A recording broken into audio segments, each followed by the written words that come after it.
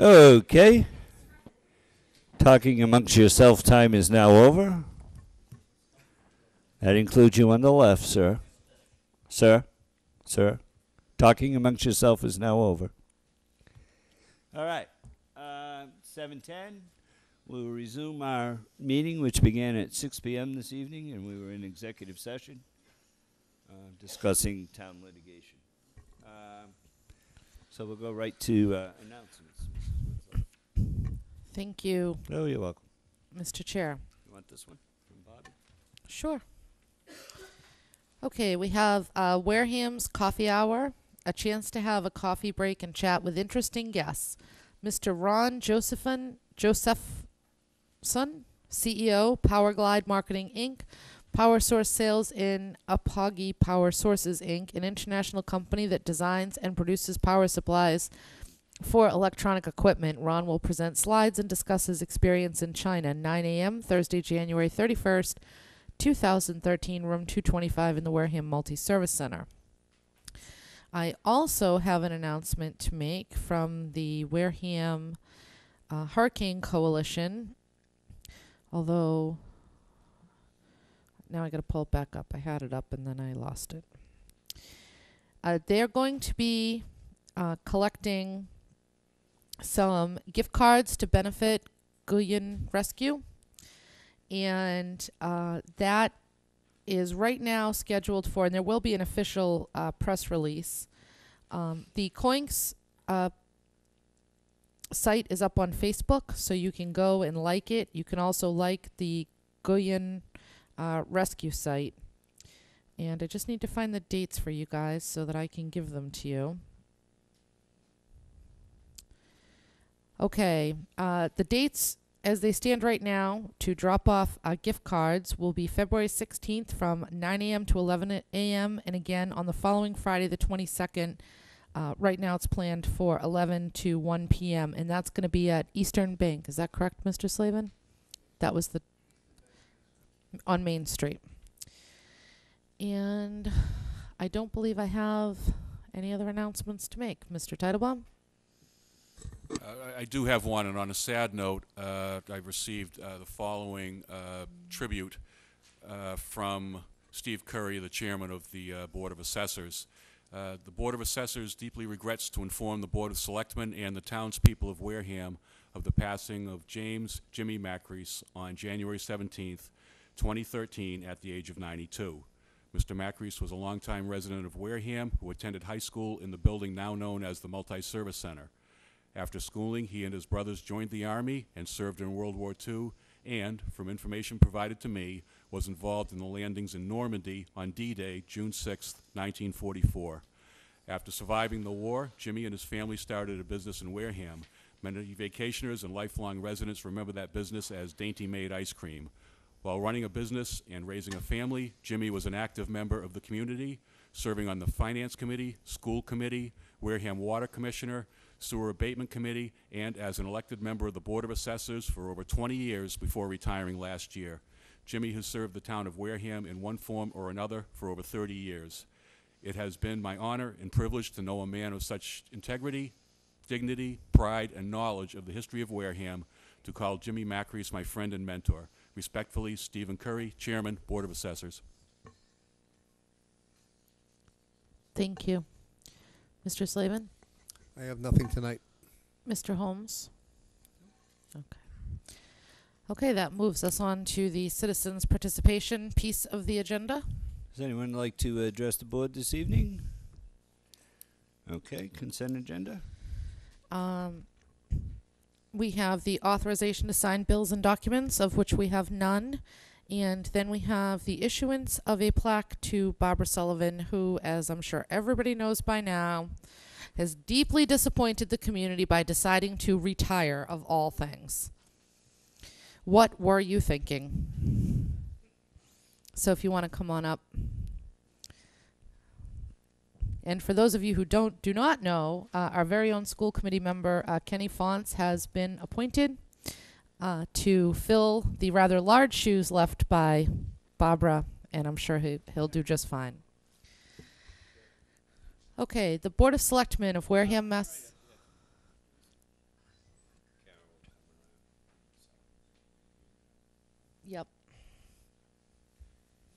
How are you? Good. It's good to see you.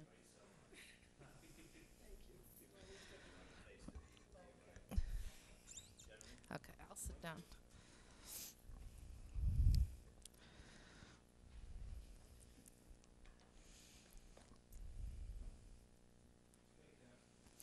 The Board of Selectmen of Wareham, Massachusetts awards the certificate of recognition to Barbara M. Sullivan for your many years of dedicated service at the Wareham Boys and Girls Club.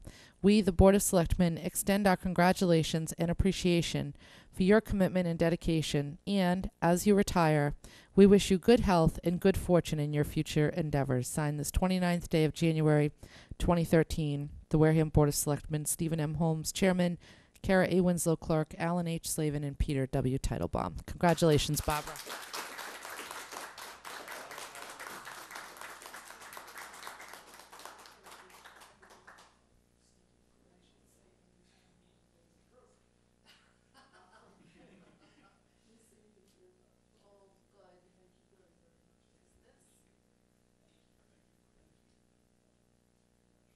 And then on behalf of the town, you know, the Board of Selectmen always give out these plaques, right? But on behalf of the town, here's a little Wareham lunch bag with a picture of the Vikings on it. And there's a little something inside it for you if you would mind opening that up. Okay.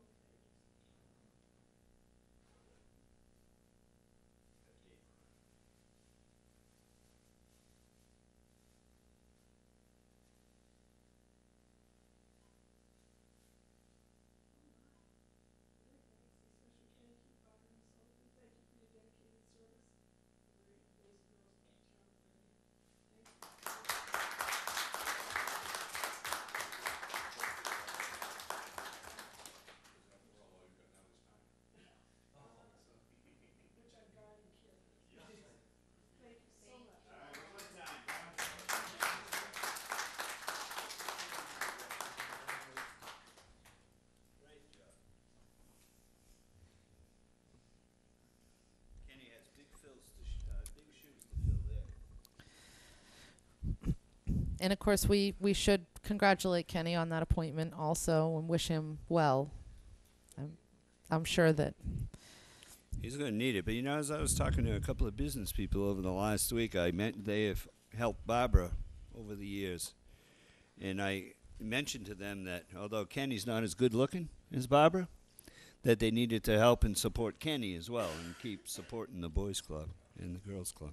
So, thank you again. Okay. Now we have the reappointment of Registrar of Voters.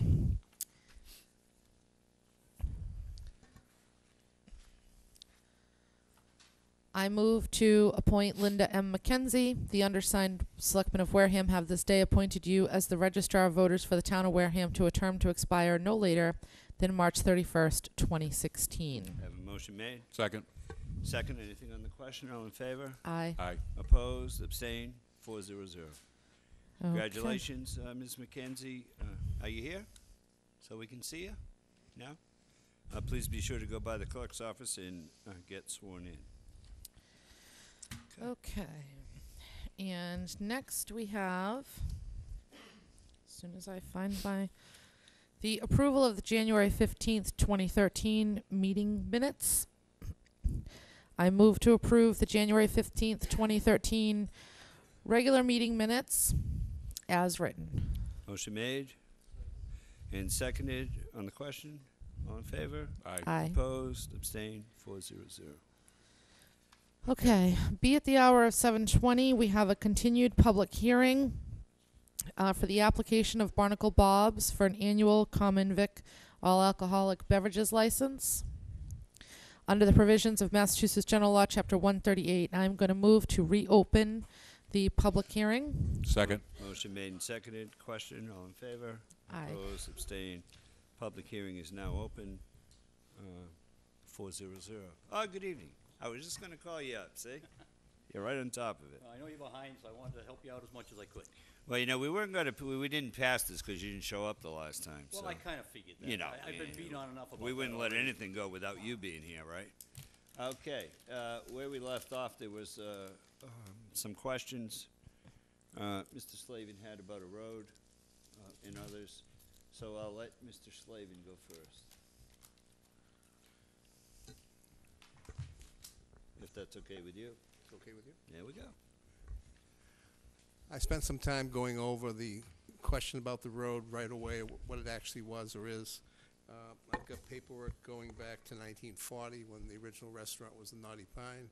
We actually have a neighbor that parents actually owned the restaurant back in the 50s, so I was able to get information.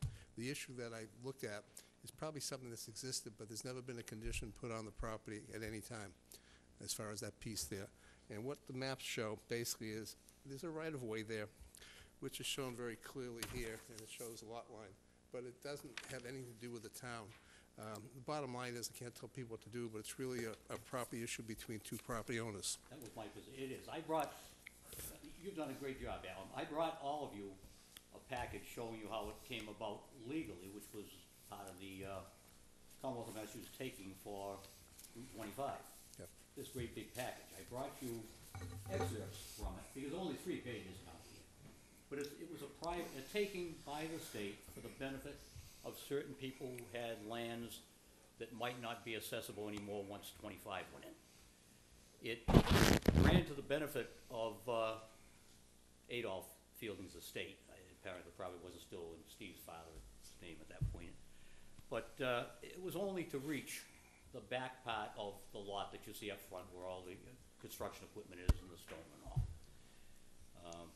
Any issue there, I don't think there's any right of way to the new piece that J&R towing, CJ&R Company sold to the Fieldings, which was, I understand, and I wasn't here, his complaint. It's that not. He could see himself being landlocked. When CJ&R, who took over all the rest of the Roberts property, I'm gonna give you these, they're interesting, even though you may not need them with the wonderful work that Alan's done, because I think your conclusion is the same as mine. It's not an issue for the board at all. No, it doesn't fall within our licensing purview for a liquor license. I made these for you, I'm gonna give it to you. Because you may have other questions in the future. I've dealt with this, I don't know how many times over the last 37 years when I've been practicing law. And, thank you. What I will say, even though my conclusion is that, and I brought a copy of Mr. Fielding's lawyer. Thank you. Even though my conclusion, Mr. Fielding has absolutely no right of way to get to that lot, 1002B, that's blocked from CJ&R. You'll see in the package, you have a deed from CJ&R that I did to Mr. Fielding, where we gave him a right of way from Toll Road. And the installation of Toll Road, I believe under the law of the Commonwealth, extinguished any rights in the right of way, any past the restaurant property. Oh, you got it. Would you speak into Microphone. that mic, Yes. please, because they can't hear I you. think once Toll Road went in, that was the balance of, you'll see, and it refers to the Roderick's property, that was the biggest property there. Included the restaurant, everything J&R has, all of Phillips Park, part of Angus's property, all the way back, I think into the industrial park at one time. That was the reason the right-of-way went all the way up, but it wasn't for the benefit of the Fieldings at all, and there's nothing that's happened that would make it for the benefit of Stephen Fielding to reach the lot that J&R sold. So it just isn't an issue. We're not asking you to do something on that issue. And any other question you have that might be germane to this license, whether it's an issue, I'd like to No, address. I basically, as I've said, is I can't see where it's a purview as far as the liquor license goes. Well, just as a side note, it might be the two parties may someday want to sit down and have a survey done for the area to see where the center line really I gave it is. to you as part of the pack. We had a survey done after the last meeting that you had when I wasn't here. I've given you a copy of that. I've given the Fieldings a copy of Okay. that. That's it. We don't have any objection to him using that right-of-way to access the property. You know, at times, the restaurant is on their property is blocking part of the access. This morning, Mr. Fielding was blocking part of the access by having his garbage truck there in the right-of-way. No complaint. I mean, Timmy just moved over and, you know, stopped his plowing and resumed when they left.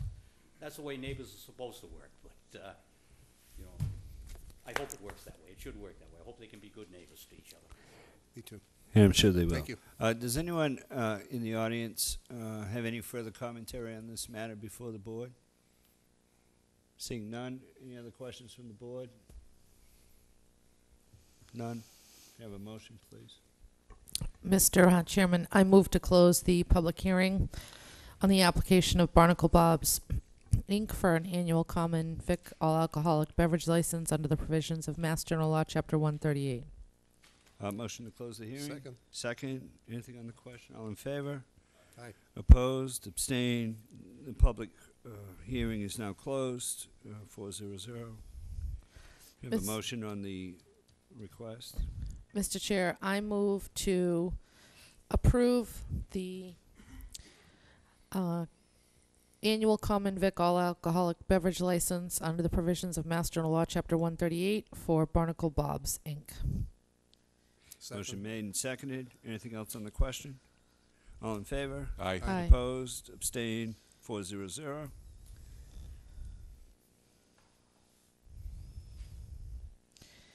Okay, next we have an application for a common vic license from Barnacle Bob's under the provisions of Chapter 140 of the Massachusetts General Laws. Anything on, any questions from the board on this piece? You have a motion? I move to approve Request? the application for a common vic license from Barnacle Bob's, Inc. under the provisions of Chapter 140 of the Massachusetts General Laws. Motion made, seconded. Anything else on the question? All in favor? Aye. Opposed? Abstained? 400. Okay. Thank you, folks. As Oh, you- hang on a second. Now you're not getting away that easy. Oh, no, Now I want the infomercial. You got to speak right into that mic, if you wouldn't mind.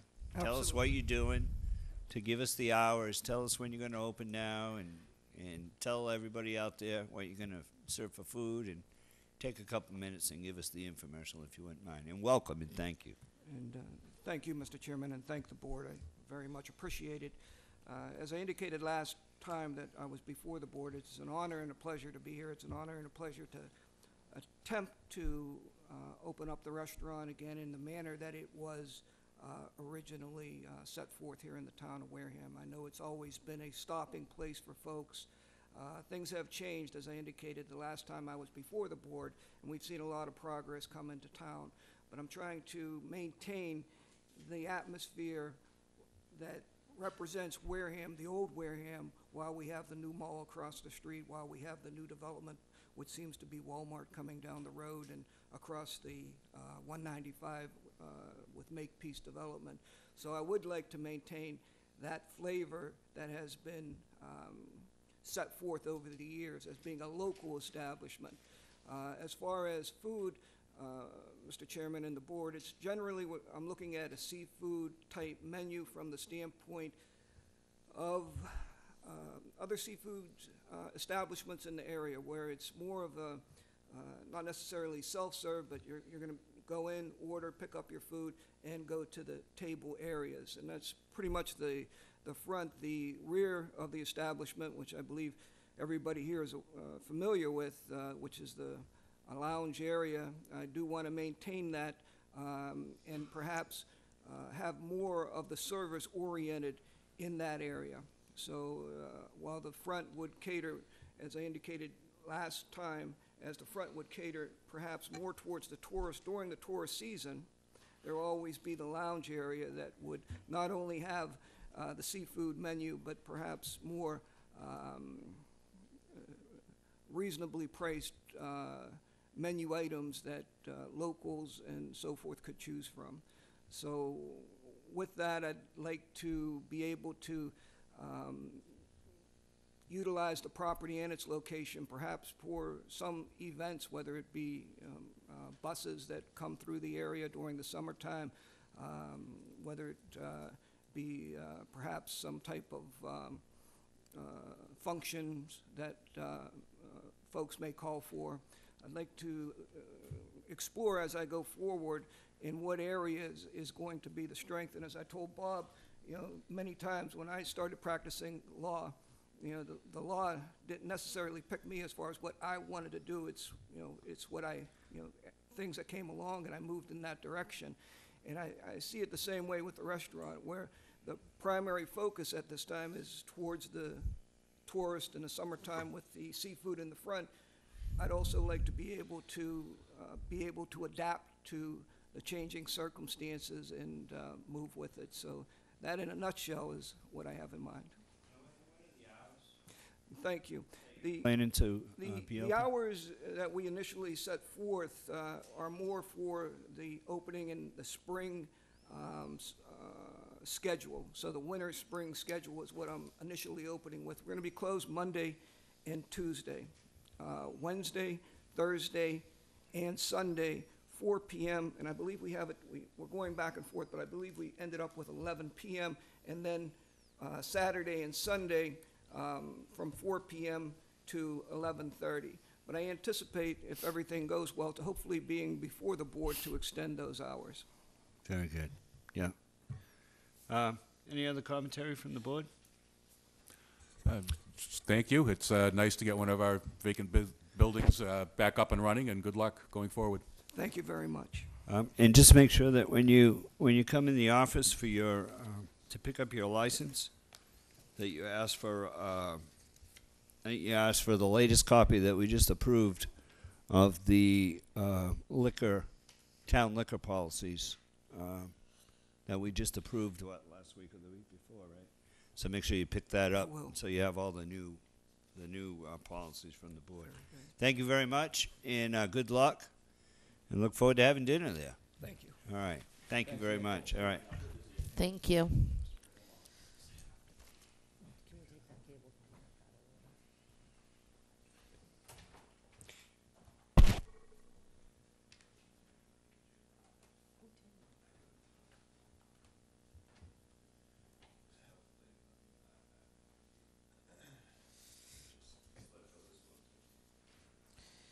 All right, next up we have SOAR business, which is the funding source for contract 2. I don't believe we have any new information about that. Let's look to Mr. Sullivan.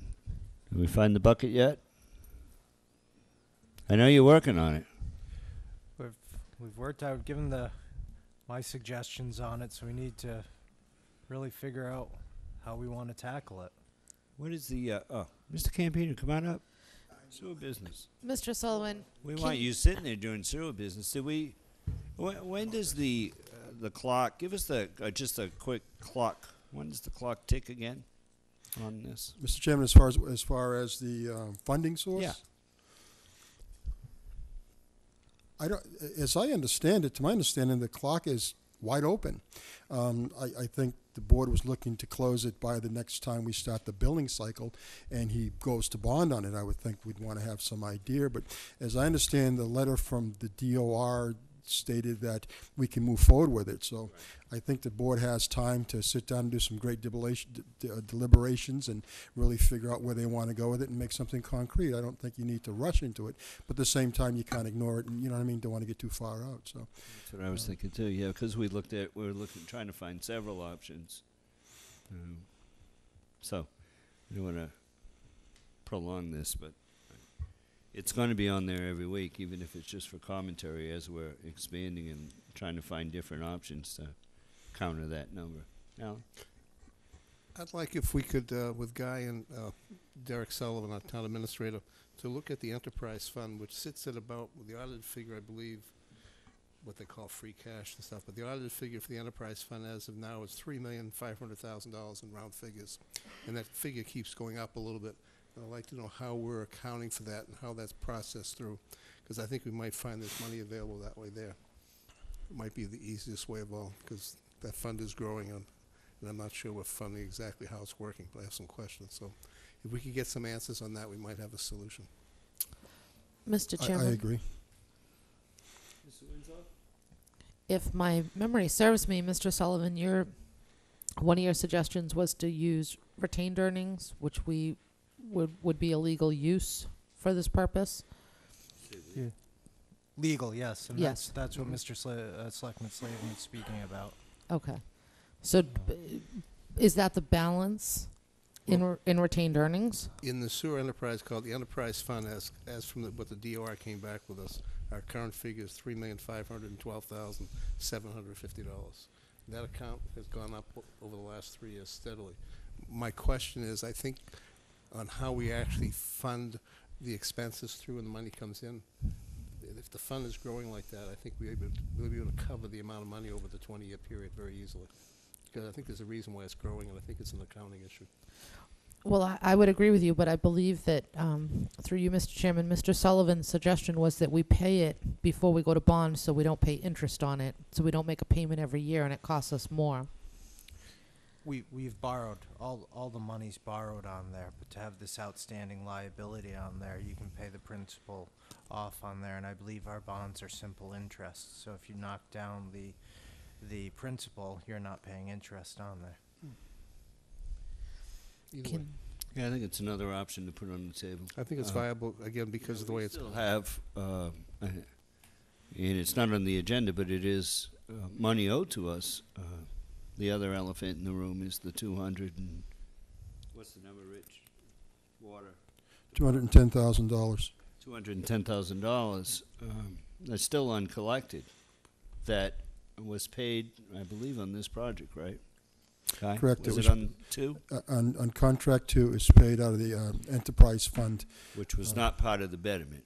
Correct. It was not part of the betterment, paid out of the enterprise fund. So we Yes. still need to collect that money from the water district. And maybe it's another piece, right? Absolutely. That is right now hanging in the air that we could throw towards this as well.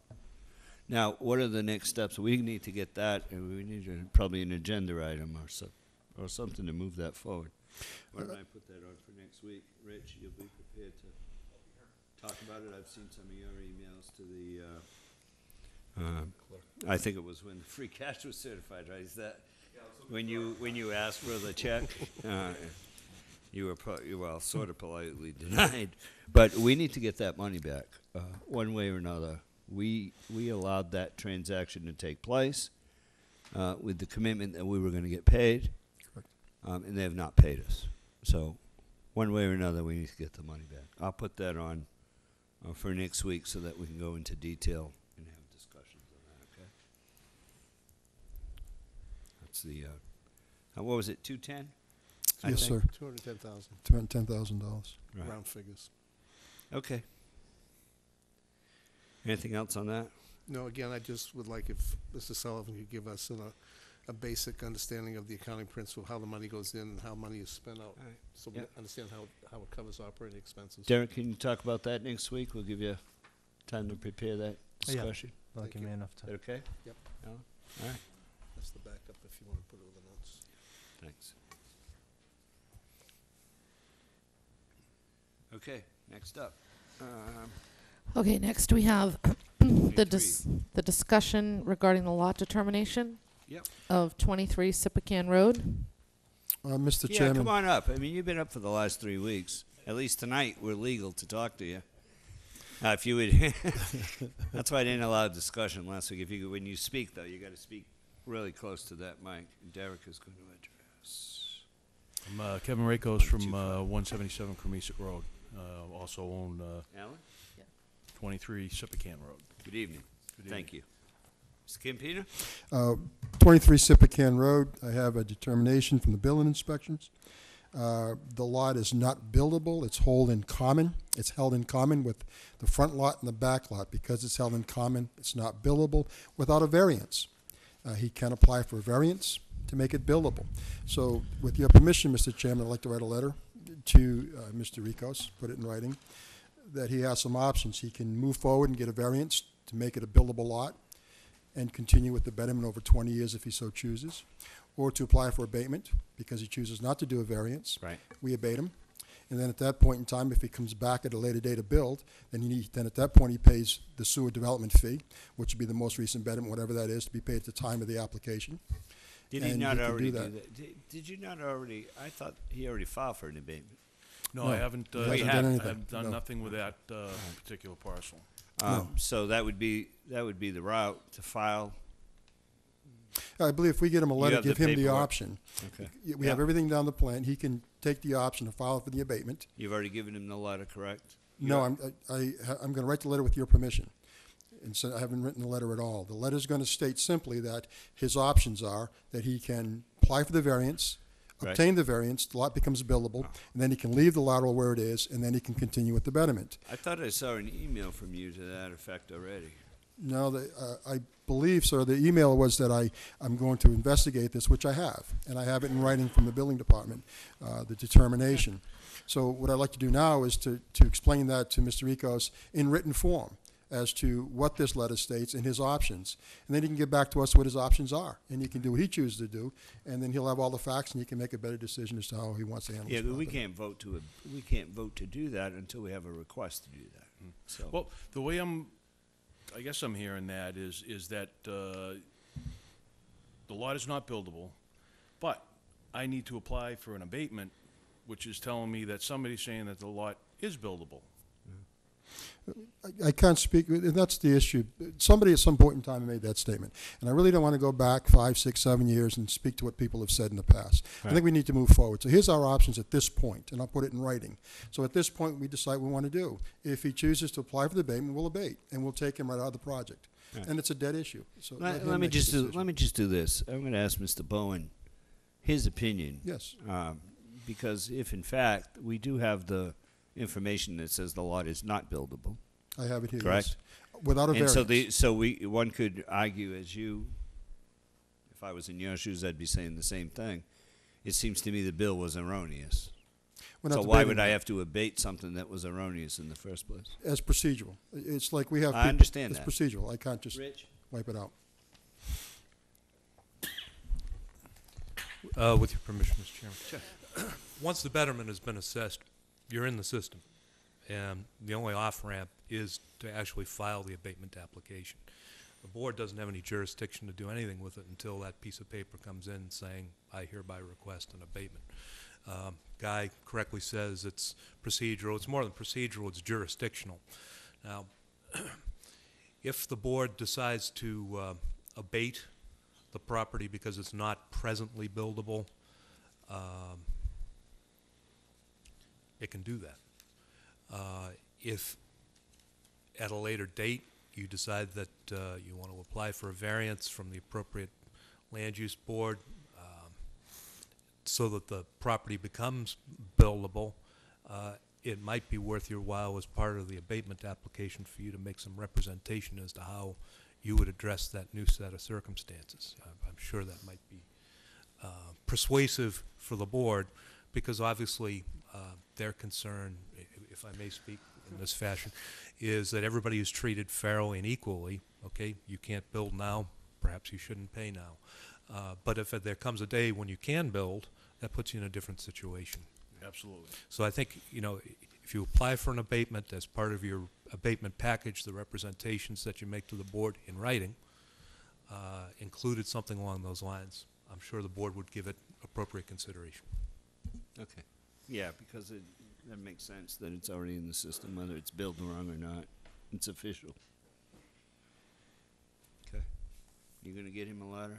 Yes, that's why I come to the board. Yes, I will get him a letter. And again, I want to emphasize his options, because if he, in the abatement process, and he'll probably follow through, but when he comes back to build, at that point in time, it becomes a sewer development fee, no longer a betterment.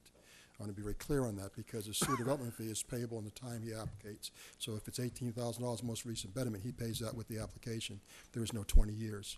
Under the betterment plan, he has a 20-year option. So that's why I said there's a variance available. So if he wanted to take advantage of the 20-year option and maybe figures he will build it within 20 years, then it may be wise to take the exercise of applying for the variance to have the 20-year option. That's all. I just want to make sure he's clear of that. That's all I want to make sure of, Mr. Chairman. That would be good if that's all clearly In the spelled letter, I out. wanna put that And in the the letter. gentleman can make up He his can make own his own mind as to what he decisions, wants to You know, do. Absolutely. and that's an option too, but I could pay for, 19 of the 20 years, go for a variance, and they say no. So, Right. 19 years. No, I'm worth saying Yeah, of- because he's gambling on the No, my variance. point is do the variance right now. And if they deny it, then it's that issue. Oh, I see I'm what saying you for mean. him to right Oh, now, he's he gets his saying- option, do the variance right.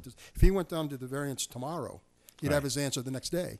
And so at that point in time, they say, yes, it's billable. So he has been in writing it's billable. Then he's done. Then he can pay the betterment 20 years because he has a piece of paper saying it's billable. That's He's what he's saying. satisfied. That's all I'm Now, saying.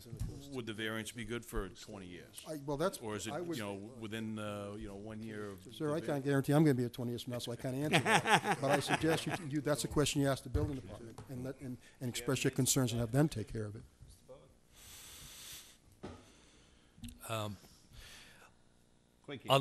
Yeah, thanks. Unless there's some condition put in the variance, it ought to be good. It's not like a building permit where you use it and then lose it. But it all depends on what kind of condition would go into it. I think if you went over to the building folks and discussed it with them, you'd be able to guide yourself accordingly. Okay. All right, good. Thank you. Anything else? Any other questions, sir? I wanna make sure that. I guess more of a comment.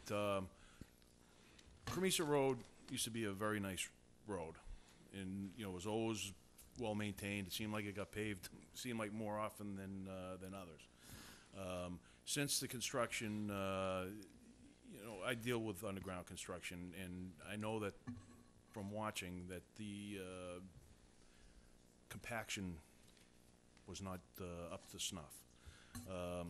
Every basically lateral, you feel a little hoop-de-doo.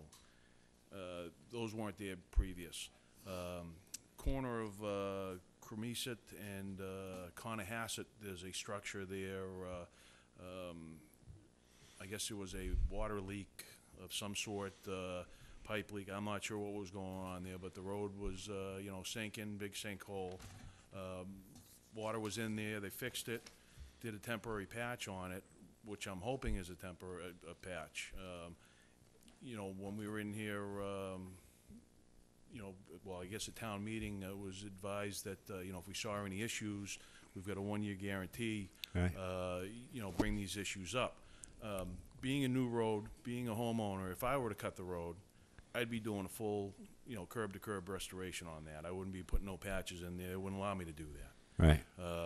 I'm not sure what's going on, who needs to patch that, whether it's the fault of the contractor or the why, I'm not sure, but, the road is not, it's worse than what it was. It's not better. I see Mr. Campino taking copious notes. There's an area there on Conahassett and Cremisa had a water main break, so it's a water department. They made a patch. So any further repair would be up to the water department. So if you could get that to me in writing, I'll get it to Mr. Gifford, who will get it to the water department, because The water department. Yeah, they had the break, so they made the repair. They had a water main break, which flooded out the road, undermined it. They Right. made the repair. But when they have to do it, they have to do a curb-to-curb repair on that. That's a brand-new road, isn't it? I would assume, I'm not municipal maintenance, but if he gets that to me, I will get it to Mr. Gifford, and we can get him a solid Yeah, answer. if you have a as far as brand-new repair. road and there's a breakage, there's a certain time frame where that you can't just put a patch. I'm not so sure what's going on there. They fixed it, they put a patch, and what the time frame is to do that, I can't speak to that. Well, I think that if you would send something, let's get that on the agenda and get that dealt with right away and not let that linger, right? Okay. Guy. Mr. Bowen? I wanted to correct an Careful you answer. don't get me in trouble here. No, I won't get you in with trouble. The open meeting law. No, sir. I wanted to correct an answer I gave you. I went to Chapter 48, Section 10 on the time frame of the variance, and I'm going to read from the statute for you. It says, if the rights authorized by a variance are not exercised within 1 year of the date of grant of such variance, such rights shall lapse. So that's the correct answer. That's what I figured it was going to So you could get a variance in a year from now. That could lapse. Or after a year.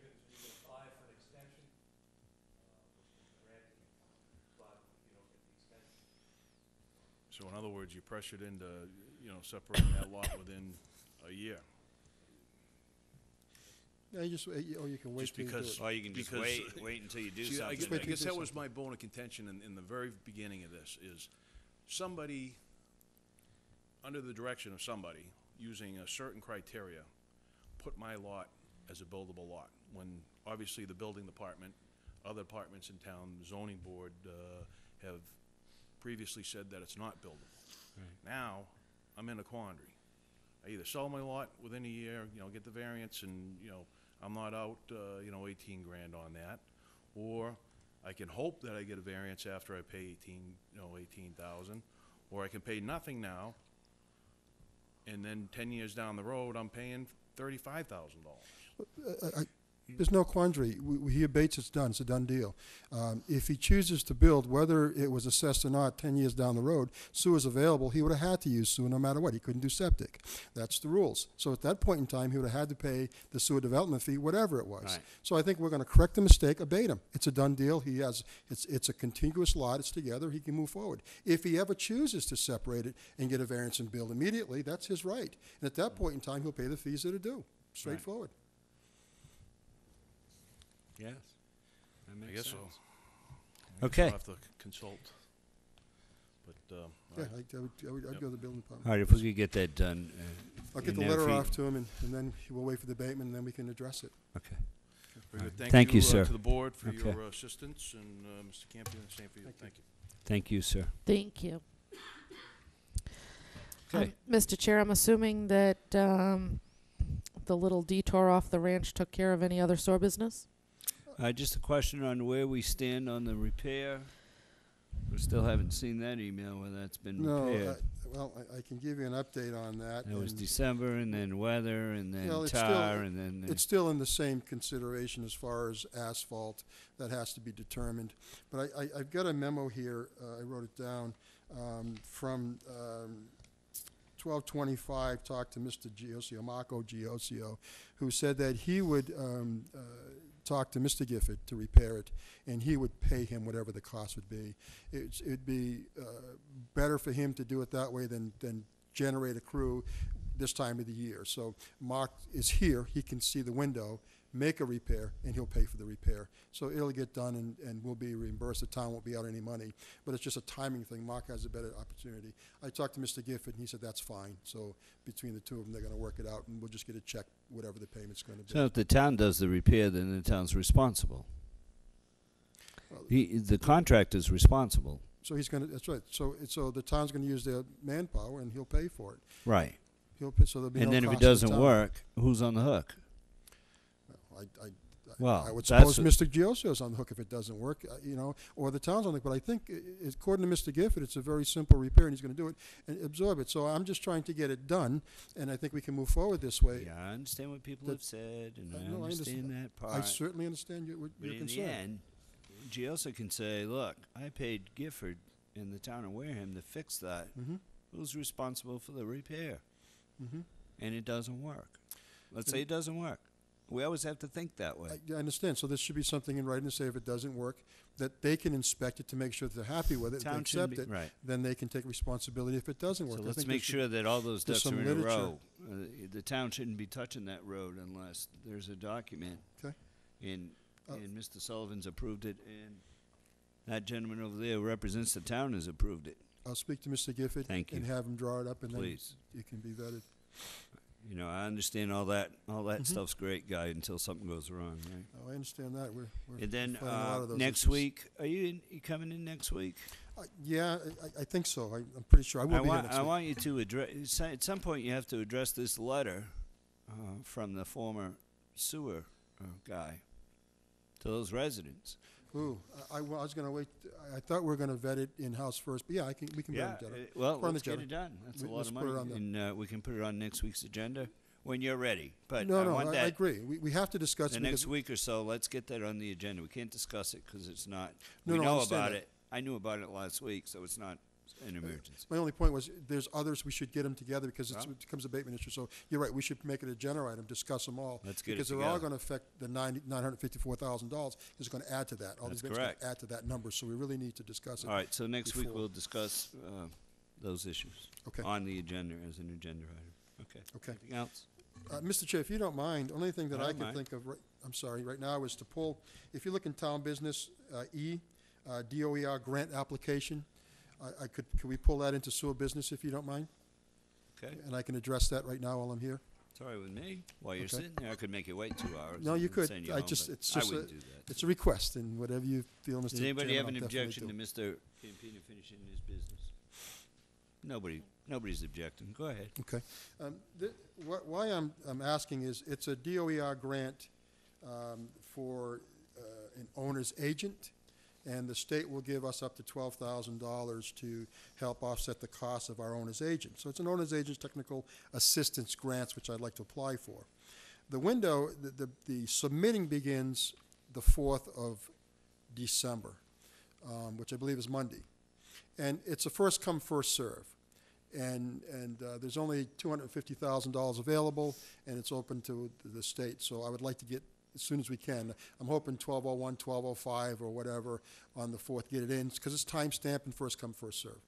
So what I'm asking is that there's a page here that specifies certificate of application, chief executive office officer must sign it. Yeah. I'm asking the board for permission to have Derek sign it, or direction for the board if they feel the chairman should sign it. But I'd like to get it signed so I can complete this package and electronically get it 12:01 or 12:05 on the 4th, get everything in. Mr. Chairman, I did read this email when it came to us, and in going through it looks as though it would more properly be the chairman who signs it, more so than Mr. Sullivan. You get the document? I have the document, but technically, unless, and It's an application, it's not a contract. Attorney Bowen can correct me if I'm wrong, we wouldn't, this would typically be signed by Mr. Sullivan, wouldn't it? Oh, it's right there. There's a note on the back toward the end, Karen. There's this certification of application. It specifies exactly who has to sign. Yeah, I can read it. They define the chief executive officer, and it It's the says, manager, in any city having a manager, in any city, it's out of government. And the Board of Selectmen, Oh, and the Board of Selectmen in any other town, unless some other officer body is designated to perform the function. yeah, Mr. Sullivan's a not a day contract, administrator. It's not a contract, but Mr. Sullivan is not a chief executive officer. He's a day-to-day manager, so I think the selectmen really should be the body that approves and signs. The town manager only covers the city or a town with the city tax capital. got it. All right, so Mr. Holmes will sign it. You want the, Do we need a motion? you got it, guy? Motion, I moved for sign this. Mr. Holmes to sign the DOER grant application. Motion Second. made. Second, question, all in favor? Aye. Opposed, abstained, 400. Thank you. I wish I had 10 pens right now, Don't you? and I could sign one letter with each pen. Oh, yeah. Then you can throw them out in the audience. They'll promptly put them Yeah. up on eBay because they're worthless. I mean, make millions. Here you go, you Thank can you. have them type in the rest, or however else you do that. Thank you very much, we'd appreciate that. Thank you for your efforts. Guy, are you using, with you, are you using Southeast Directed software? Seth, I haven't been using. I've been using Elaine herself. She's his boss, and she's asked us to go through her because of the 25A. So I've been doing that, and then I keep Seth in the loop. But we're going strictly through. In this particular program, I forget the young lady, but our agent Cadmus informed us about this and is helping us get this to help pay for their debt and plus anything else we do. So As long as we keep Seth in the loop, Yeah, I think he's you- trying hard for the town. it's not agenda, and we'll talk about some other time, but Seth was here 2 years ago, pushed Yeah. hard for the town to go green and to establish an energy committee, and I supported that, and I think it's the way to go, so maybe that's something we can do. I have in a the near folder future. up in my office at home that says Energy Committee. I Yeah, remember. he's really worked hard in the southeast region to get towns on board as far as going green, the building, the green energy. I mean, he's really worked hard and diligently. He's a really good guy. He's been here, presented to all the department heads, and so maybe someday can get him here in the board and explain it, because he really has some great ideas. Okay, So Great thank you job. for your time. Thank you. got anything Appreciate it. else? Have a good night. No, that's it. Talk to you soon. Thank you. All right. Next up. Next up, under number 8, town business, we have the FY13 CDBG grant application recommendations. Oh, I see this. Here comes Smiley. I'm sorry. I haven't ignored you. I've just been out of town the last couple of weeks. That's okay, no So problem. my Wednesday, Thursday, Fridays have been full, and this week they will be again. So I apologize. No problem. Okay. All right. Short version, right? That's what Short- you promised me. I promise you a short version. Short and sweet, but Yes. we want to hear the good stuff. Yesterday, I sent you all a summary, which is a portion of the summary that we're required to send to the Department of Housing and Community Development. Yeah. The key elements on it, as we look at the application is for $900,000, which is the maximum amount that DHCD allows us to apply for. It's broken into several categories. The first category, which is operations, has to do with primarily staffing. So it has to do with staff salaries, the fringe and overhead, and things like, the supplies, those kinds of things. The second piece is public services. We put out an RFP, a request for public services, back in September. We selected 5 nonprofit organizations that we were going to make an award to. They included Christopher Donovan Day School, which is running a respite program, the Damien's Pantry, which is a food for the hungry, Turning Point, which is a homeless prevention and intervention program, Domestic Violence Program, which is by the Southeast Network, and the Boys and Girls Club Homework Assistance Program, which works with at-risk youth. That totals $125,000. And then we have the housing rehab program, which we've been running for some 30 years or so. We've got $125,000 in that. And then the last piece is phase 3 of the streetscape project, which was formerly phase 2. And what we're going to be doing with that is burying the utilities on that phase. This is, if you'll remember, I came by earlier in the year and spoke to you about swapping phases, and the reason we were doing that is the initial plans did not account for the utilities. So as we walked that section of the project, we found that there were telephone poles. There were 4 or 5 telephone poles, and that obviously would be difficult to put, new lights and trees and whatnot. So we got an estimate of the cost to do that. That estimate is about $377,000, and then you add a police detail, and it's upward a little over $400,000. So we've asked for $400,000 to implement that phase. If we get this money, that would happen next spring, not this spring, come the following spring. And that's it in a nutshell. If you have questions, I'm happy to answer. We had a gentleman who was just sitting there who does underground work. Mm-hmm. Maybe he could volunteer some of his time and help us out. Look over and the help you out plans. with that. I think he's still here and he's smiling, so he's not throwing anything at me. You might want to speak to him when you're done. Sure. Questions, Mr. Teitelbaum? Comments, questions of Mr. Pina? What are the changes from last year's grant allocations? There are a couple of nonprofits that are a little bit different from last year. I want to say the Boys and Girls Club is the new one. I think we funded all 4 of the other ones in the last grant. And then just working on a different phase of the streetscape. Other than that, there's no substantive change. Thank you. You're welcome. And before I forget, on February, I think it's I don't know if it's the 5th meeting or the 12th. She's down enjoying some golf and probably some nice cocktails right about now. But Jean Connaughton is coming in to go into detail about this and all the activities at Cedar. So, and she'll start coming on a regular basis as well. That's great. I didn't invite you, but I guess she'll drag you along if she wants. I'm glad to see my chair, being out in But front. yeah, I mean, I think you it's and important. I spoke. She's coming. Absolutely. I just can't remember because she gets back on the 3rd or something, right? Yeah, I'm not sure of the date. So she's I think back. I said give you a week to rest, and I think she went with the 12th. Alan? Just one quick question, Guy. Sal, sorry. Space out today. On the prior grants that we have, are we basically getting to the point where we're basically Xing them out as far as dollars? Yeah, the FY10 grant closed on December 31st, so we're in the actual process of closing it this quarter, but it ended on December 31st.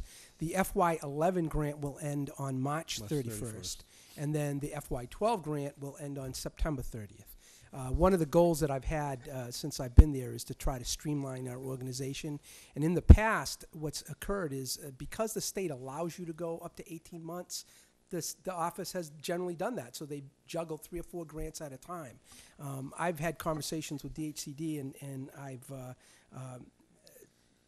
expressed to them my desire to go to a 12-month period and fund our staffing for a 12-month period and complete the grant in a 12-month period. So, and I think that will do wonders for us because with the small staff that we have, managing the extensions and the amendments and all of those kinds of things, if you have one grant and you know it's going to end in a year, you don't have those issues. So that'll allow us, I'm hopeful, that'll allow us to diversify our income streams because right now the block grant's the only income stream that we have. So I think it's really important to diversify our portfolio, if you will. Right. Thank you. Good. Very good. Kara, Yes. are you done now? I'm done. Yeah. Kara? I have some questions for you, Mr. Pina.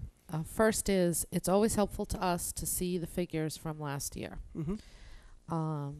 We have nothing. I actually sent those to you. I sent those to you on December 21st. I sent those to you because I sent you all a copy of my PowerPoint presentation and all the figures from last year were in it. I got it. Do you have the figures? I don't have it with me today, but I did get it. Okay. Because I, It was sent to all selectmen. Can you pull it up on that machine? No, I didn't load it into this one, so forget it, we'll give it to you. Derek? Off the top of my head, I can tell you that the public services, I think, were $100,000. I think the streetscape project was $490,000, and I want to say that the operations piece was around $239,000. well, I do have some concerns about the operations Mhm. number. It's been going up every single year, Mhm. at least that I've been on the board, and it's now more than 25% of the grant. We're allowed to go up to 30% of the grant. And to be frank with you, those numbers are what they are. They're salaries. There's about, I want to say to you, there's probably about, I think it's $15,000 for things like, supplies, the copy machine, lease that we have, those kinds of things. So there's about an extra $15,000. So we're paying $235. Roughly $39,000 for staffing, yeah. How many people work there? We have 3 full-time and 2 part-time staff.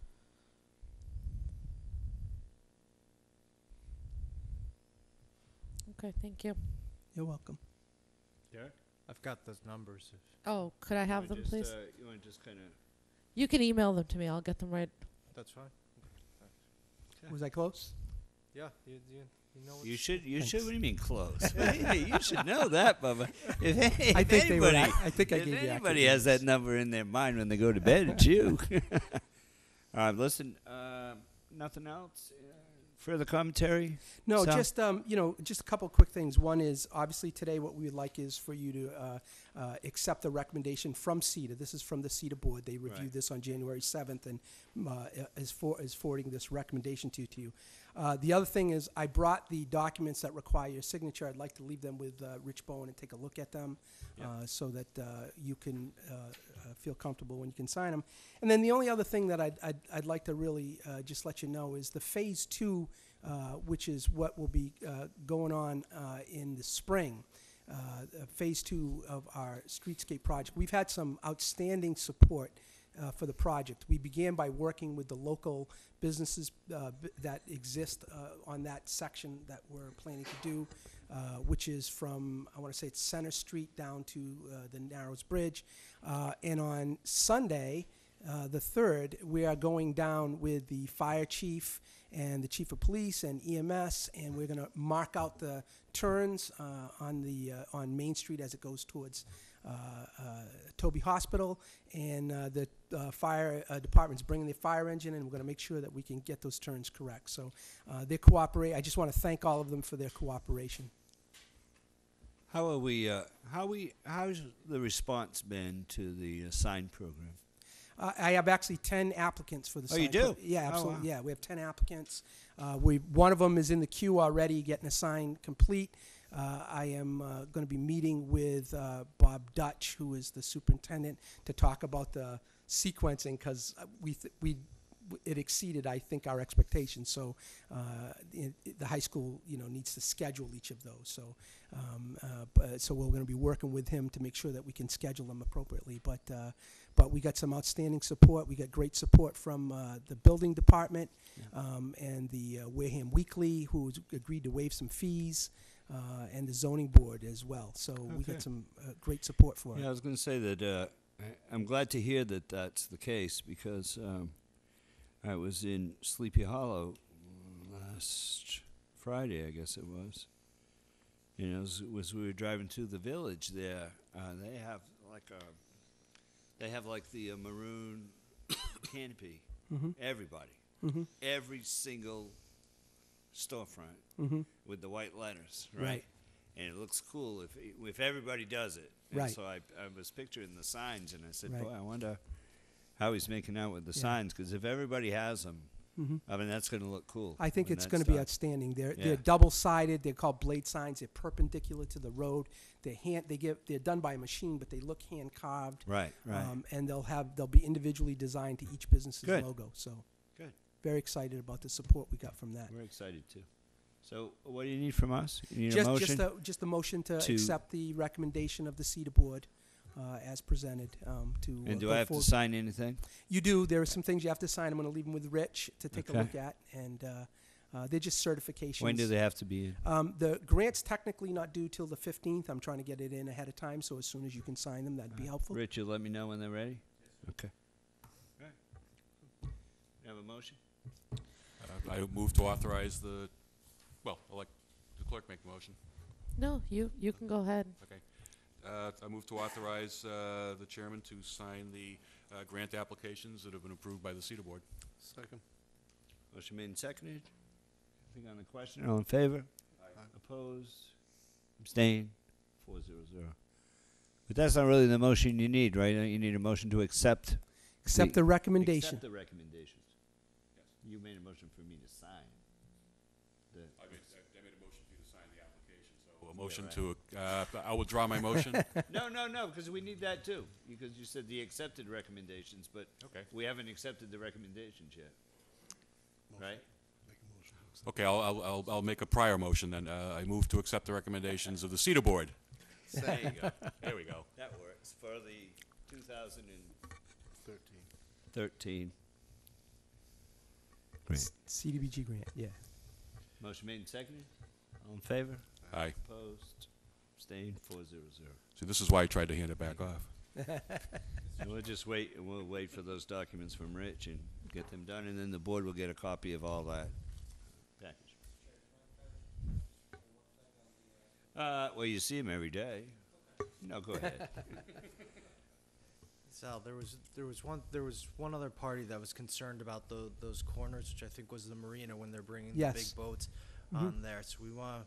Yeah, That's right. actually, Tony Zecco attended a meeting with us, with the police department and the fire department and the emergency services, and he's actually going to be at that drive-through, if you will, on Sunday. So we might have a boat towing just to go. Well, around there, see if it'll he work. essentially said that if we could get the fire engine through, he'd be okay. Okay.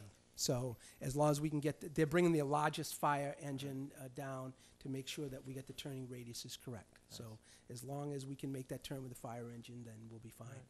So Should have known you had them already on there. well, thank you, but I'm really happy because one of the things I tried really hard to do was to get public involvement in the process. And so we held several meetings, small meetings, away from everybody where people could really express their viewpoints and, talk to us in a way that makes some sense. And so we got the buy-in of the businesses, then we went and had the same kind of conversation with all of the departments, fire department, police department, EMS, and I think it worked out really well. So by the time, this gets out formally and we start doing it, we will have the support of all of those folks on board. Thank you, sir. You're welcome. Super. Thanks. Thank you. Have a good night. Next, we have a discussion regarding dog hearings. Lieutenant. Good evening. I'm representing Chief Staley here tonight. He's busy in the office. Oh, Chief, you're wearing a uniform. Look at that. Oh, no, Wow. representing the chief. Representing the chief. I am. Wow. And Dogs barking. Wow. This the is long exciting. story short here is in 1994, apparently, the chief of police took over the dog hearings for the town of Wareham. And at a fall town meeting vote, the selectmen are now going to do it. And apparently, there's some time there's some time delay before you actually the board takes over. Right. So Saying he's trying to pass the buck. maybe pass the dog. Yeah. Yeah, pass the dog. And I spoke to the animal control officer today, and she said that there were a couple of high-profile cases that she would like to bring before the board as soon as possible. Rich, I'm going to go to you first. How long is it going to take for that town meeting issue to be resolved? Are you involved in that before you answer the question? Okay. Mr. Chairman, I want to hear about your committee. no, an nothing. answer to This the has question? nothing to do with the committee. This is a conversation I had with Senator Pacheco's legislative assistant, his chief legislative aide, on, I believe it was the 16th of January. Okay. She called to ask some questions about the bill because it was due to be filed by that Friday. Right. And resolve those questions with council. The bill went ahead and has been filed. We're just waiting for the legislature to act upon it, which could be anywhere between now and whenever they break, I guess, for recess in the summer. Is that So at this about point, the size Chief of it? Stanley is still the dog hearing officer. Right. But under the acts of 1994, he can, in turn, delegate that responsibility. So what he's looking to do is to delegate that back to us. Long story short. And he sent you to deliver that message. I am the Lieutenant. messenger on that, yes. So he had asked that Yeah. relative to the Chapter 152 of the Acts of 1994. And I see here Town Council Rich Bowen is making a recommendation. Now you can speak about your recommendation. I'd like to hear this. You might need that seat by the door, Attorney Bowen. Yeah, You picked the wrong side, Bubba, because I can hear on that side. So I'm looking at you over there now. I'm lacing up I'd my like to hear, sneakers I'd right like now. to hear why you recommended this.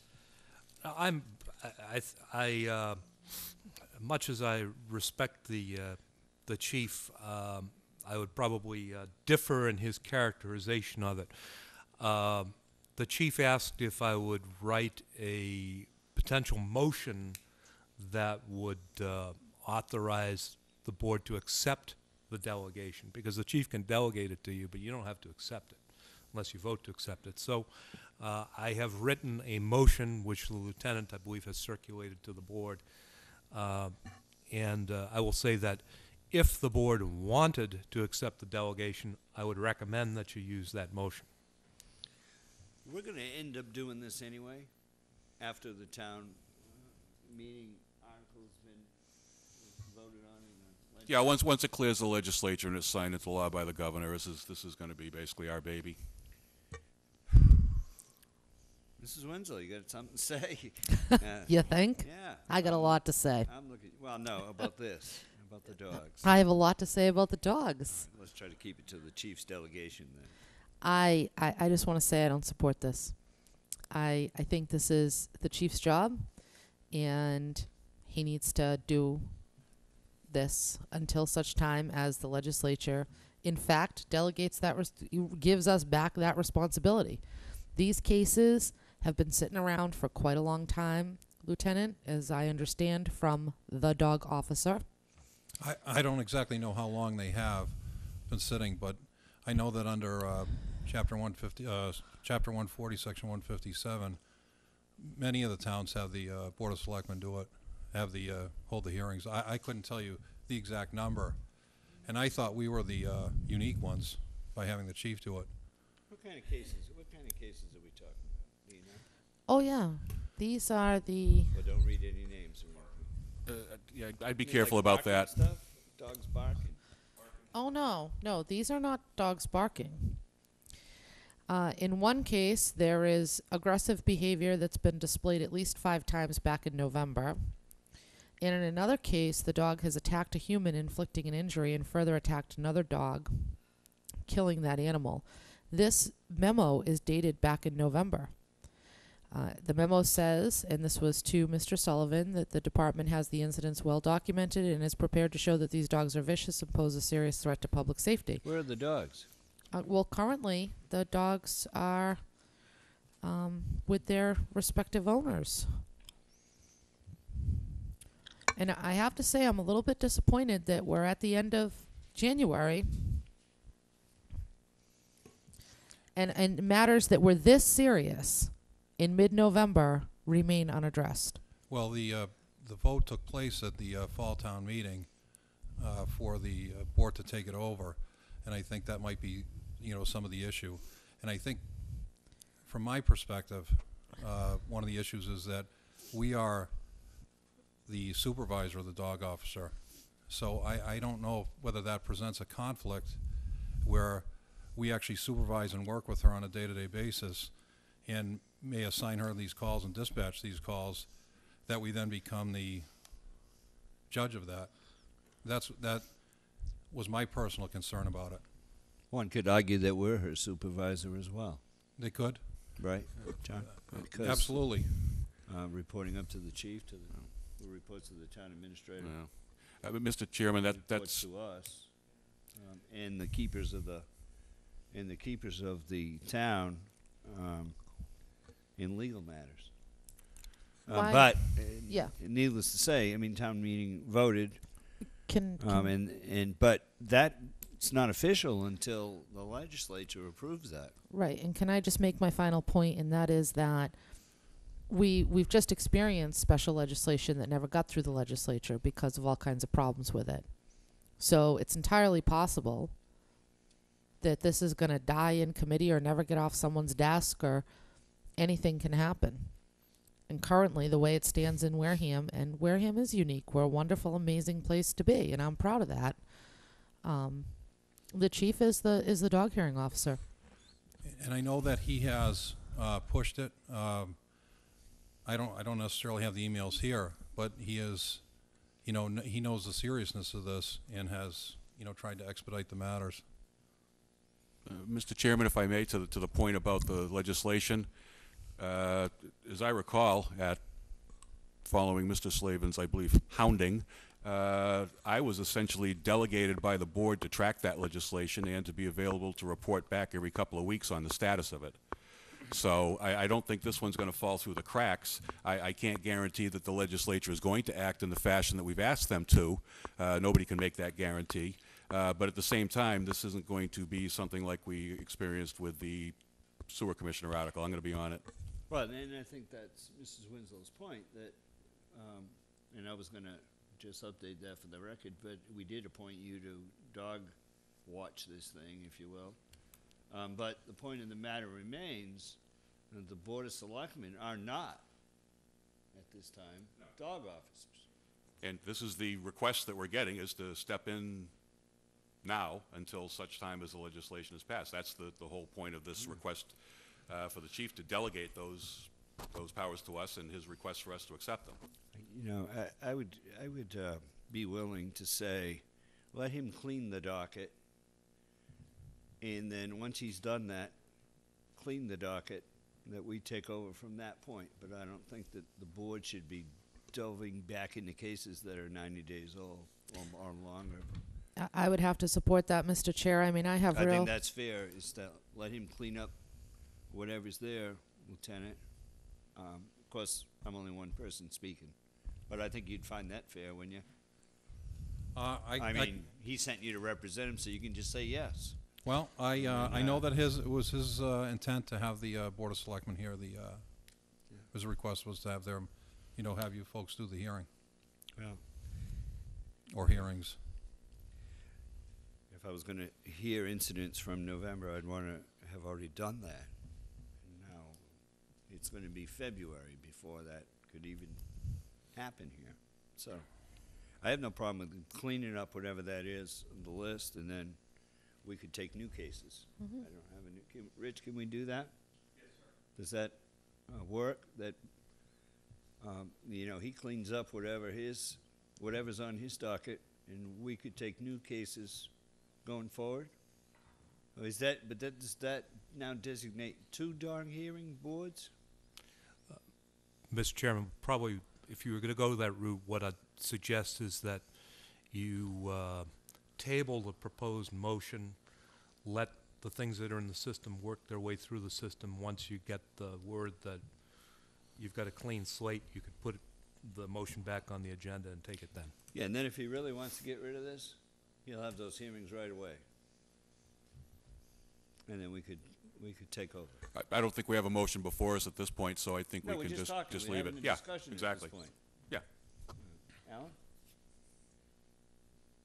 I think basically if Peter has the bill to the point where we're gonna file it, if we knew we actually had a file number, I don't think we're gonna have the delays that we've had in prior history because we made a lot of noise about it. But we're still probably legitimately looking at 30 days before it happens. So why don't we let this come back in 30 days and see where we're at? And let him give him 30 days to clean it up. Try to clean it up, because Yeah. it's really have to go back and take care of this. I'm a little uncomfortable being a dog officer on a hearing anyway, but that's a different story. Well, and I also want to point out that, you know, we're being asked to take on issues that are over 10 weeks old. And, I mean, these things really should be dealt with post haste.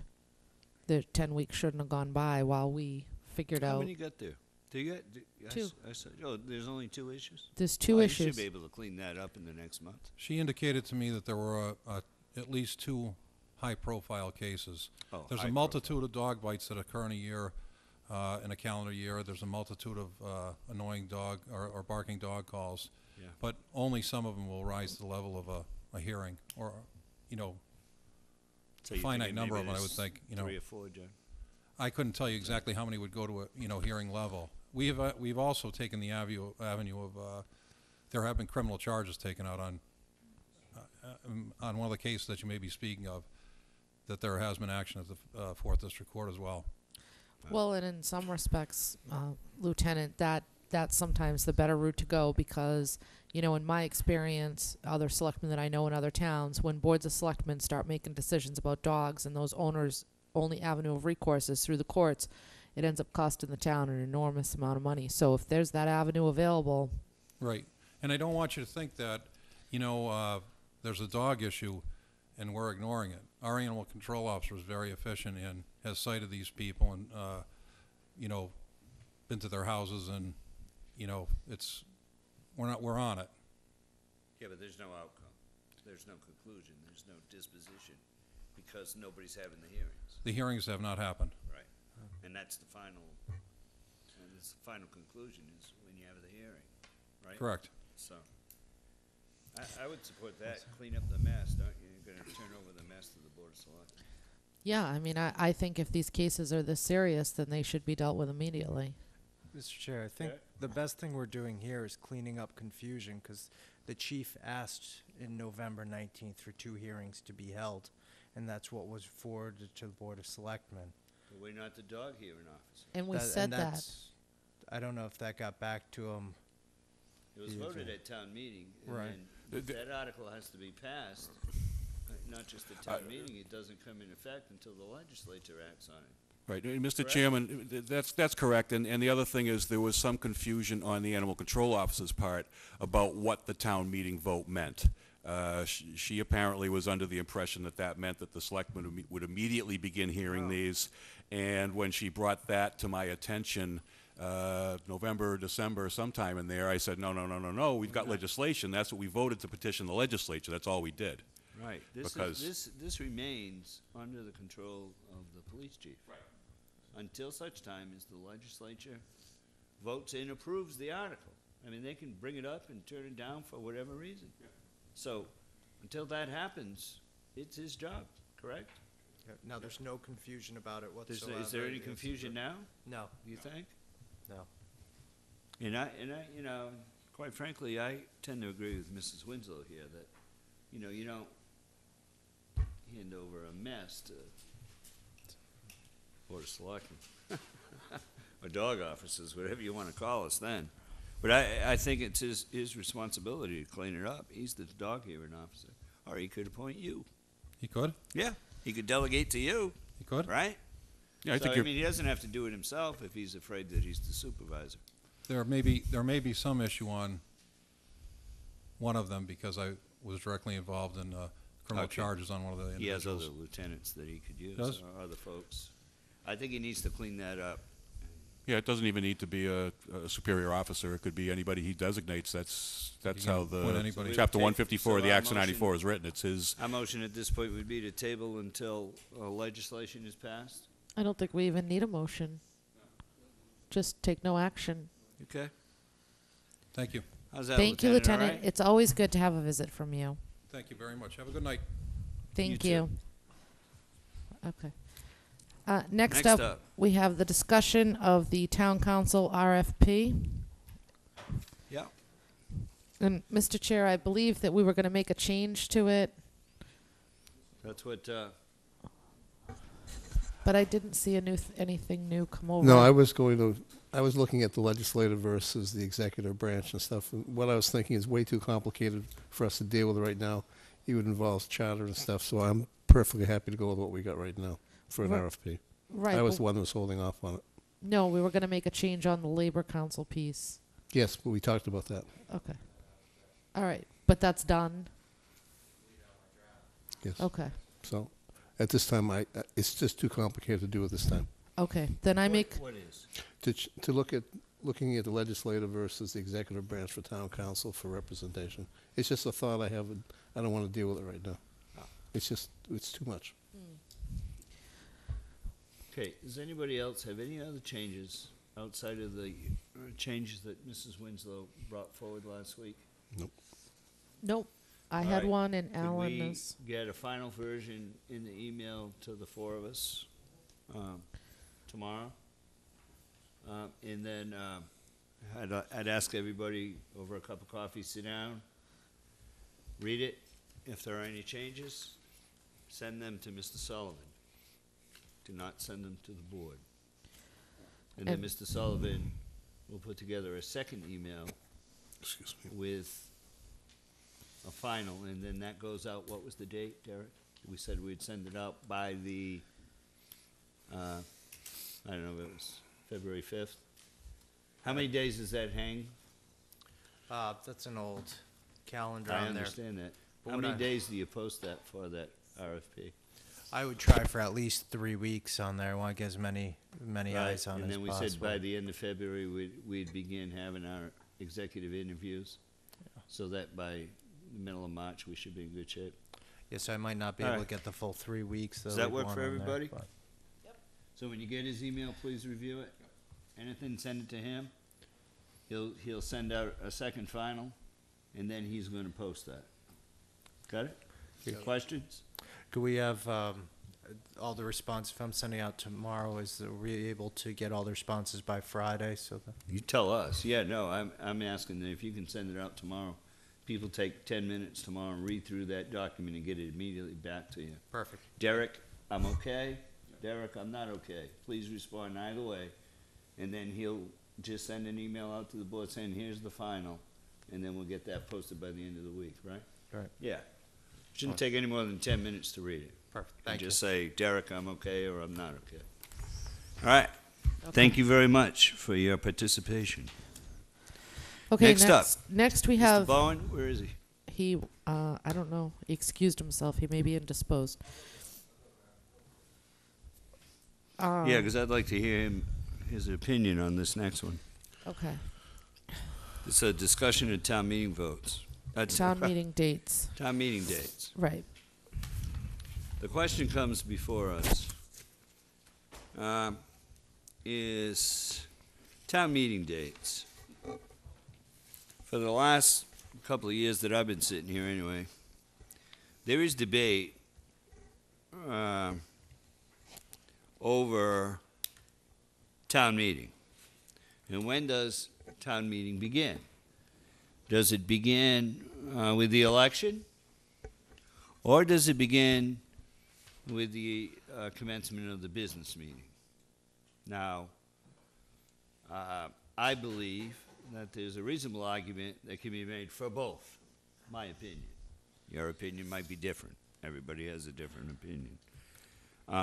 So, I put this on the agenda to see what the flavor of the board is. Shirley has graciously, in case you decide to change what you've already put forward, Shirley has graciously retyped a schedule. However, in my opinion,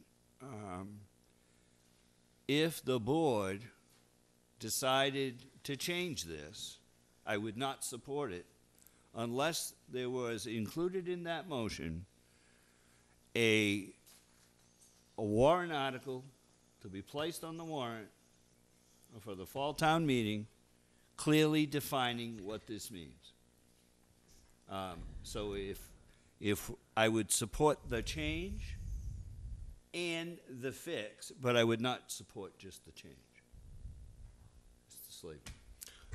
This is an issue, I think, Rich, 2-3 years ago, I brought that up, I think 2011, we talked about it, and at that time when we looked at it, I think I brought up that particular piece. I think we had a private citizen also had the same issue, but my issue was a little different, geared to the dates that people had to respond and everything else.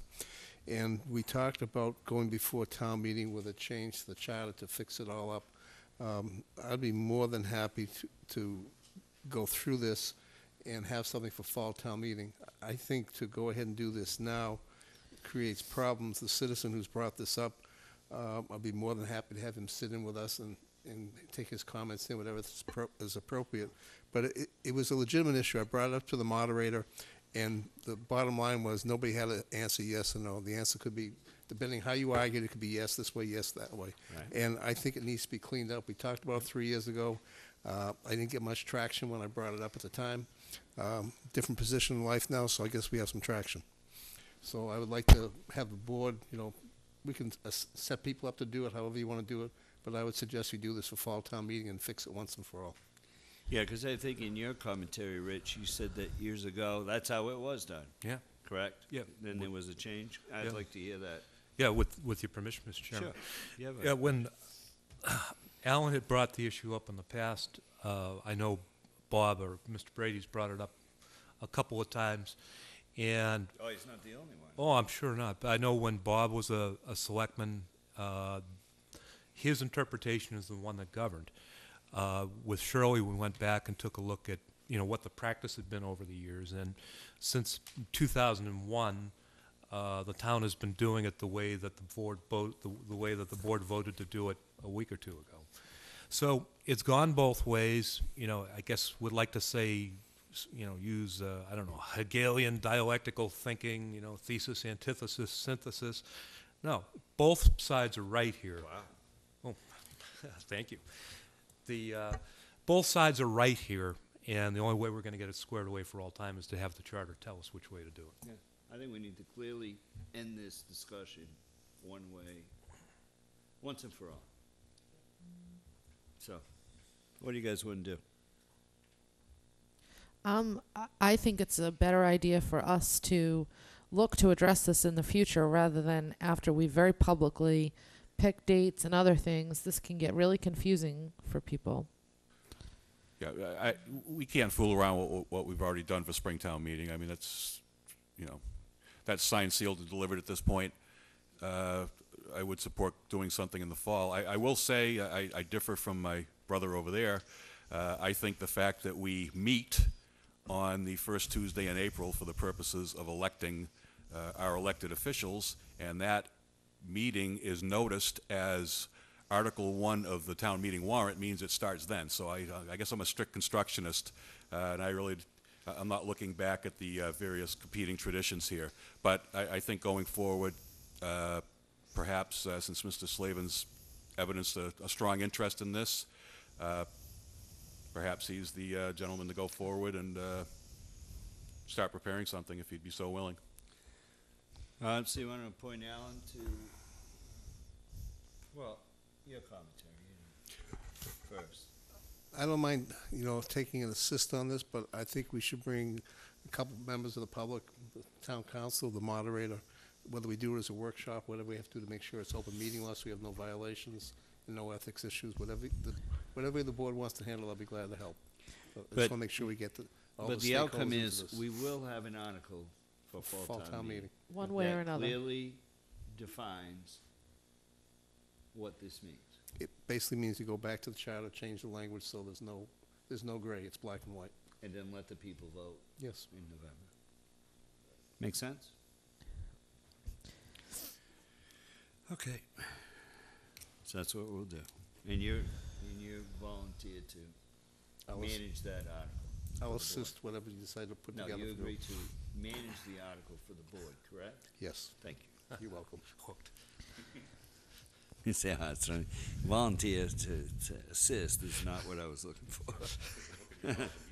All right, here's the next one here. I'm not sure what this is doing here either. This The is rec- really recreational. supposed to be next week, so the board has Okay. it. They just got this on Friday. So, Mr. Buckminster. recreational oyster closure. Matt's still sitting there at that. Yeah, Wait, that's. did we miss him? Where? Did I It's- skip over it? No, we haven't gotten to it yet. That was the one I wanted to take out of order. That's all right. He doesn't mind. He needs to come to these meetings every once in a while and see what's going on. Yeah, he's got nothing better Yeah, to he's do. got nothing better to do. Mr. Buckminster, How are you? what's going on here? You asked me last time to come back. I think in your packets, do you have a copy of what was given to them?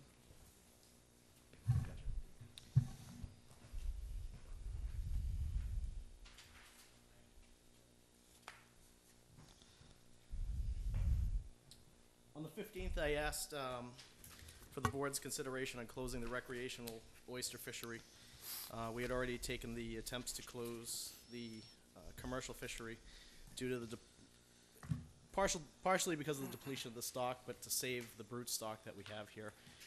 In the packet that I gave you, gives you a guideline of some of the steps that we looked at, the description of the meeting that we held with the commercial fishermen, as well as some grant holders. It was represented by the Division of Marine Fisheries, as well as the Cape Cod Cooperative Extension.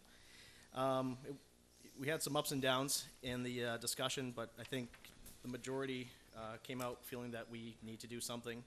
And I think unanimously, through the group, was the fishery closure.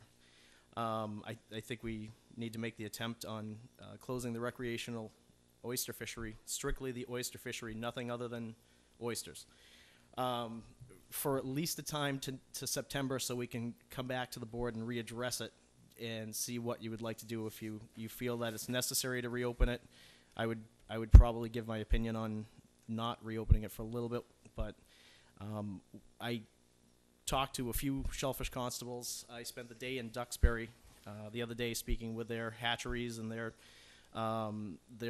their growers down there to see what they do. I've talked to guys in Wellfleet and Duxbury, basically the two biggest aquaculture sites we've got in the state.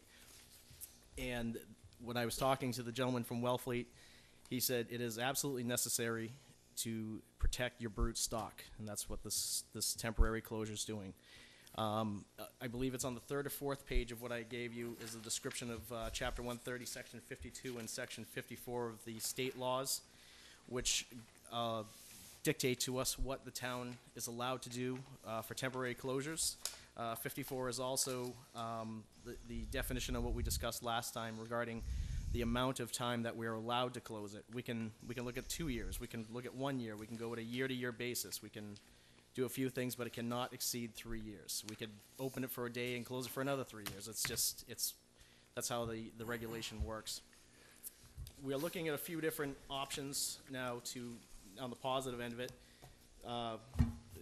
Aquaculture is not a guaranteed fix, but it's better than what we're doing now, and that's trying to make a change in the fishery.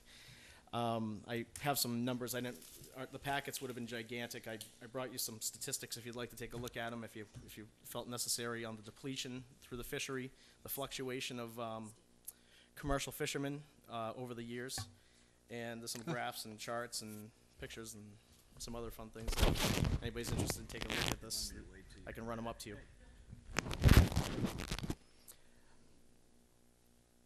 Basically, what we're looking to do I'm is- interested. I'm going to stop you there for a second. I'm interested in the meeting Yep. that took place after we met. I think you were meeting with a bunch of the grant fishermen and those types of people. I want to know about that meeting and how that meeting went.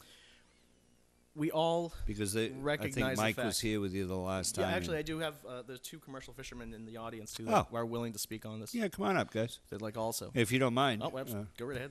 More than I all right. think we let Mike speak last time Yep. when he came, and these gentlemen have been sitting here. We have no issue. I think a with that. majority of everybody at the meeting, I mean, we all had our ups and downs and opinions on what we wanted to do. But I think the biggest step is recognizing the fact that we can't keep beating on the fishery. And I think we all agreed on this issue. Right.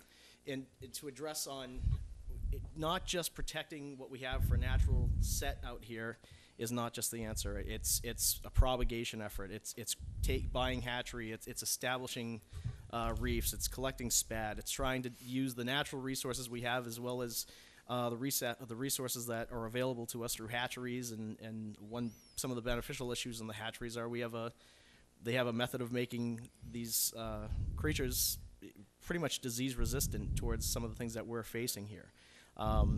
And some of the methods that we're looking to do, we're not trying to reinvent the wheel, as I stated before. The methods that we want to use as approach are the most effective. We're going to have mortality. It may be, we could end up with, a 50% mortality. It could be greater than that. It could be less than that. We've had the guys up in Duxbury were telling me 3 years ago they lost everything, and that's 3 million oysters per grant holder there. So that's it's not a guarantee, but I think with the approach that we're going to take, it's very proactive. I addressed it with the commercial fishermen. We had a lot of discussion from the lady from the Cape Cod Cooperative Extension, where she talked a lot about culch being one of the primary methods of trying to catch spat, which is, there are a few methods. And part of our discussion at the hatchery yesterday, we took a tour of Island Creek oysters, and the owner, Skip Bennett, was willing to take us through, and we watched them basically growing algae and growing food and nutrients and the tanks and how he's collecting and how he's making an operation here. And we expressed some of the ideas that we were looking into, and he's actually made a commitment to take some Wareham oysters and create a remote set off of what we have here by bringing him oysters from here, collecting it onto shell, and then bringing it back. He's a certified aquaculture specialist, and he's certified through the Commonwealth of Massachusetts by Division of Marine Fisheries. Would you like to say anything regarding the meeting? Gentlemen, if you wouldn't mind to introduce yourself, you got to speak a little close to that mic, and my name's Peter Tamagini. We'd like to hear from you. My name's Peter Tamagini, and this is my dad. Hi, I'm Jay Tamagini. Yeah, we went to the meeting. I've been a commercial fisherman in town for, I think, 15 or so years. And I'm very much in favor of Gary closing the fishery temporarily to try to improve, basically try to stop the decline that's been going on. And we haven't had any strong recruitment activity naturally. And it's anecdotal science, not science, but it's I'm not exactly sure why we haven't had strong recruitment.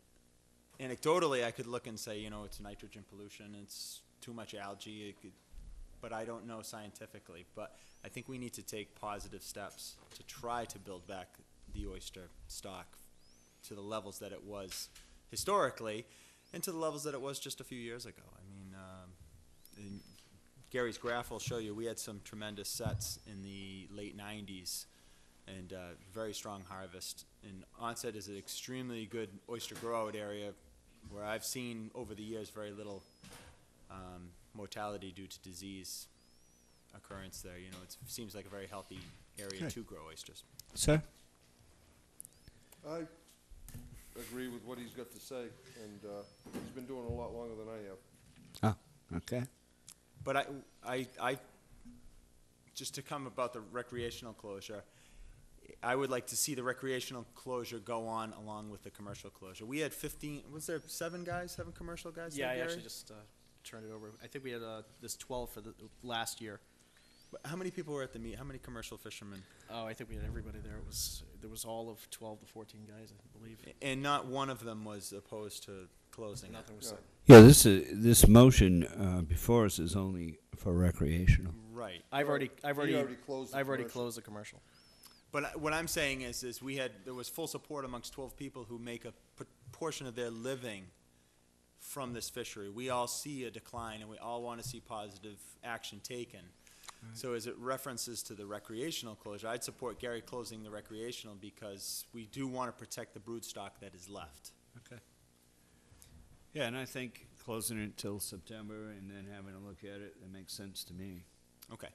I think that'll give us As opposed to some brush of a broad stroke saying for the next 3 years, we're making a decision today. Who knows what it's gonna look like a year and a half from now? Right. And then, so I think if you take it in pieces, it's always better to do it that way because we can still keep it closed. We just evaluate it so that folks who do enjoy that know that we're not just closing something for 3 years. Right, It right. makes sense. It is an extremely important fishery to us, and if we can get the stocks up, it does serve many benefits between creating a reef, creating habitats, creating employment, water quality. I mean, we have it's a pretty important species that we have here. Questions? Mr. Titlebaum. Thank you both for coming forward along with the harbor master. It's nice to see you again, Peter. Nice to see you. Anecdotally, I guess, well, let me back up. I looked at the numbers here. A number of years ago, we were taking over 1/3 of a million oysters out of the water, and now we're down to 50,000. If that. If that. Just anecdotally, can you confirm through your own observations as a fisherman, or both of you as fishermen, this decline? Is this a species you both fish, and can you say that you're fishing a lot less of them? Yeah, I don't know what I don't have Gary's graph right ahead of me, but I want to say in 96, 97, I remember we moved, I don't know if Gary was on were Yeah, you? I was here for the oyster Okay. transplant. We would move, I would fill my skiff up with oysters off of off Onset Bar. And I mean, we would do, I think the limit back then was 4 bushels, and it wasn't uncommon to do 4 bushels in an hour and a half. Yeah. You know, so it's a market decline. Yep. And that is just something, you have, it's like a base golf, you have large sets and small sets, but you do want to protect your brood stock with this fishery because that is what is going to throw the set. And I think the big numbers we had in the 90s, there hadn't been a commercial fishery or much recreational fishing, and I think we had a few years where it built back up. And then all of a sudden you have 20,000 animals throwing set versus 2,000. Thank you. Mr. Steele, if you don't have any, that's fine.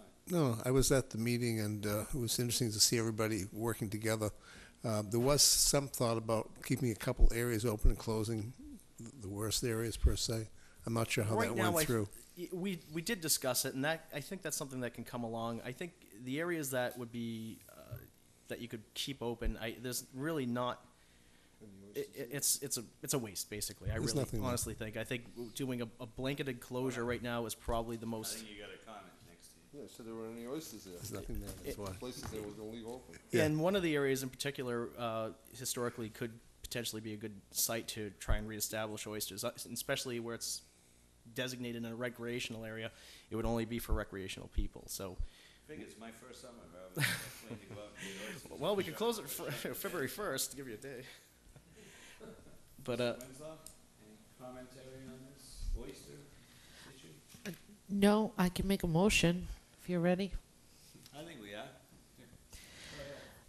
I'm going to move to close the recreational oyster harvesting throughout the town of Wareham and to have the Shellfish Constable readdress the status of the closure and update the Board of Selectmen on the propagation efforts no later than September 15th, 2013.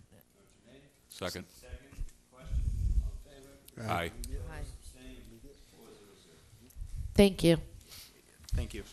So, I would just recommend, Mr. Buckminster, if you would need action on or about the 15th of September, that you get the board information on or about the 23rd of August. Absolutely. The Or it will be open on the 15th. just on the propagational efforts, we are looking to do between 250 to 500,000 oysters from a hatchery. We're also looking at a man-made reef program, which, if it works out, it could potentially be the largest one that is taking place in the state for oyster reefs. That's pretty interesting, as well as a lot of help from guys that have culled shell, things of that nature. So. Okay, thank you very much. Thank you. And thank you, gentlemen, for your interest and your contribution. We appreciate that. Gary, I've got this thing from, I think it's Coffee Island Oyster Restoration Project. Now just go to Matt. Yeah, that was going to be my question. We have the discussion regarding the cable contract. Mr. Matt? Mr. Rundale, wake up.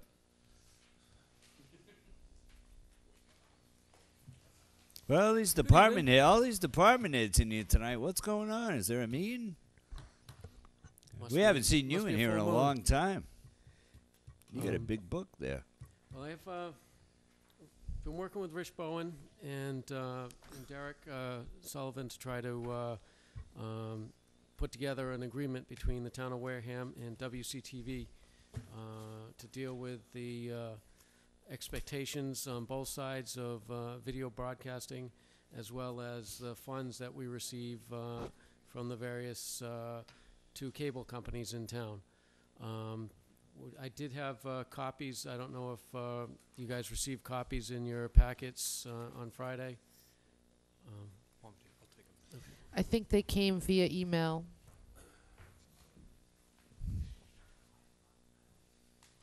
I have a full, what looks like a full set in there, so.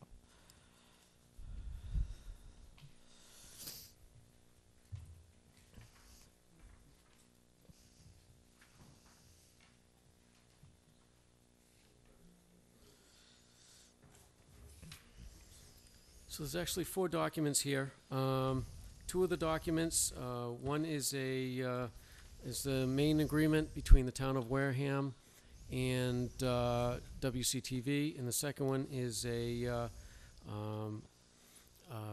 sub-agreement to deal with the funding. Rich Bowen has provided 2 copies. One copy has all the changes that we've made for your review. And then the other copies are the actual documents after the changes. The first question I have for you, as I recall, sitting here, Mrs. Winslow was here. Where is the verification of these numbers? I'm referring to the payment agreement. All right. Do we have? We do have those funds. I did verify them with the town accountant last week, just to make sure that those funds are still in the account. And the town accountant has verified that those funds are available to be transferred, if that's the choice of the board, to transfer those funds to WCTV. Well, number 3. Unless I'm missing something here. Number 3 is totally corrected. So there's $0 under item number 3. Which document are you looking at? I'm looking at the payment agreement. This is the payment agreement. Right. 2 or 3 pages. Item number 3, I have under my records that I've been keeping for myself, $59,403.60 that is due to WCTV if you so choose to transfer those funds. You didn't photocopy well, Steve. That's my document. Peter and I have the same document. Yeah, 3rd line down, it's a little fuzzy, but you can see the 59,403 in this one. Yeah, let's give you this. It's clear.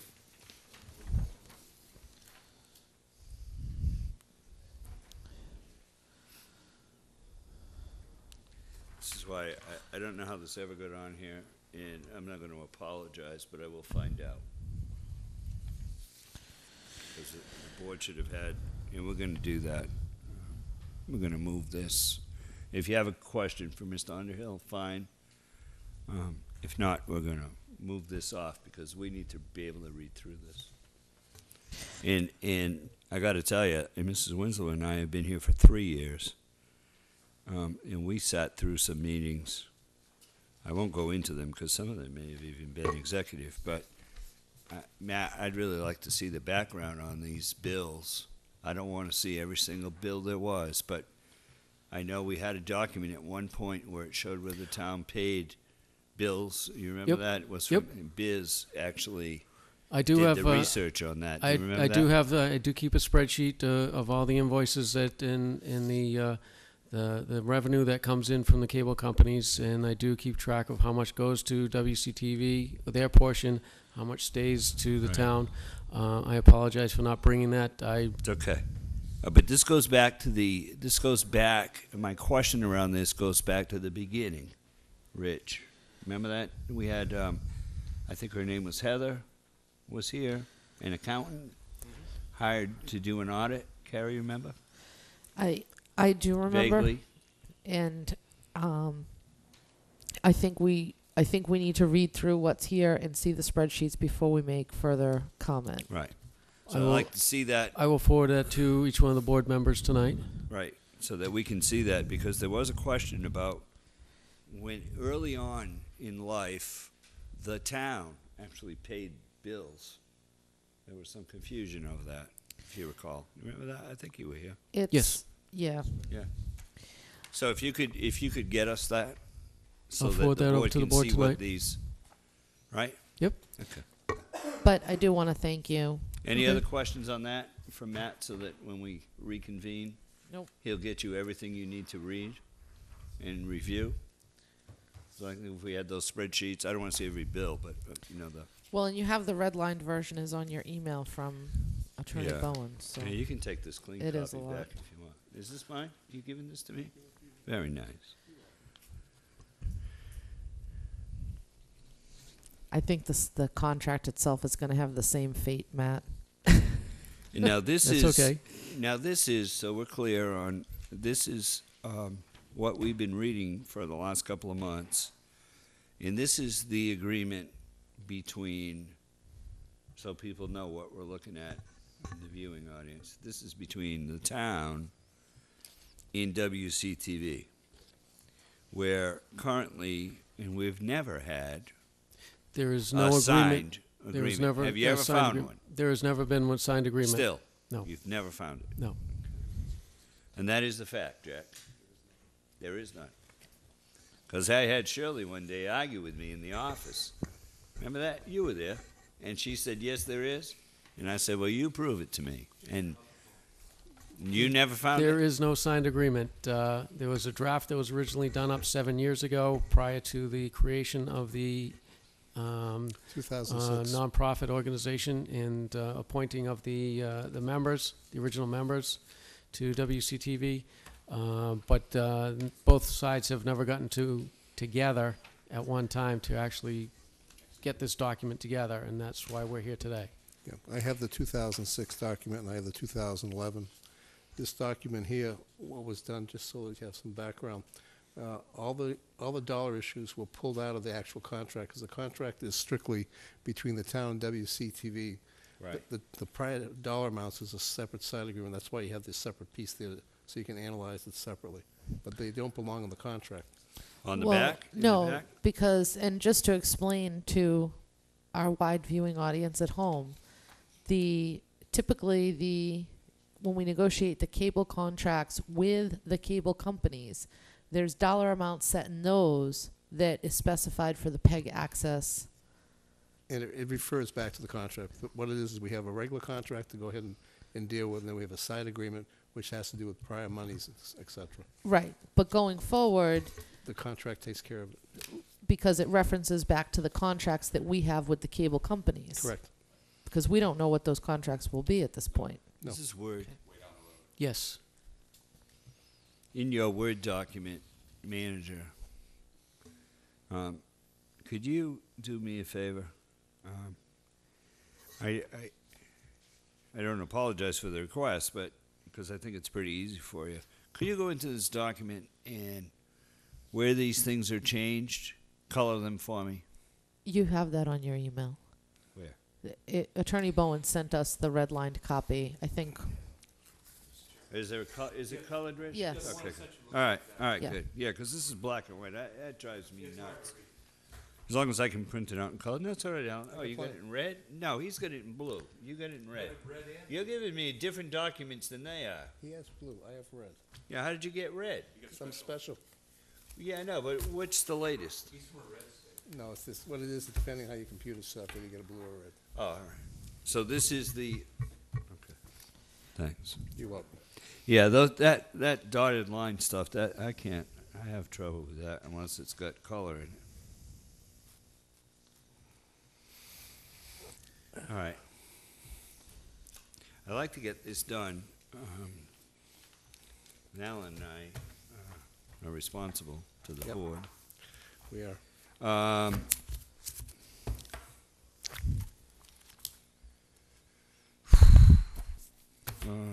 A week? Is that not enough? I'm good with that. Questions to send to Rich. If any board member has a question, send to you, all right? And then if you go through it and those changes require an update, then you can email the board the draft, right? And that's not violating any. Do not copy all, right, guys and ladies? And that way we can get this done in the next week. I think it's pretty well buttoned up, but we needed time to review this, not to get it. Oh, not a problem. Yeah. This will have. And you get to come back. Yeah. Are you now? You're involved in that, so. Well, I was involved you know, in we that. I was need- ask to stop by and answer some questions and just so review the I'd like- document. I'd like for you also to review this. I have reviewed it. I've been going back and forth with Attorney Right. Bowen. And if there's anything- I've given him my input on it, and he has added my suggestions into the document. Yeah, and same goes for you. If you give it another read, if there's any issues or questions you have, if you would. forward Definitely it will. over to Rich, okay. Can I just make one request? And then if we have the money We have the money. numbers before next week, I don't see why we can't do both Okay. next week. All right? Anybody? The only drawback we're gonna have is we then have to present this to WCTV for them to go and look at That's it. fine. Do we have to do any of this? And it seems odd that we're going to be discussing a legal document in public without ever discussing it in executive. Mr. Chairman, the strange thing is that the open meeting law doesn't really provide a mechanism for us to discuss this in executive session. Okay.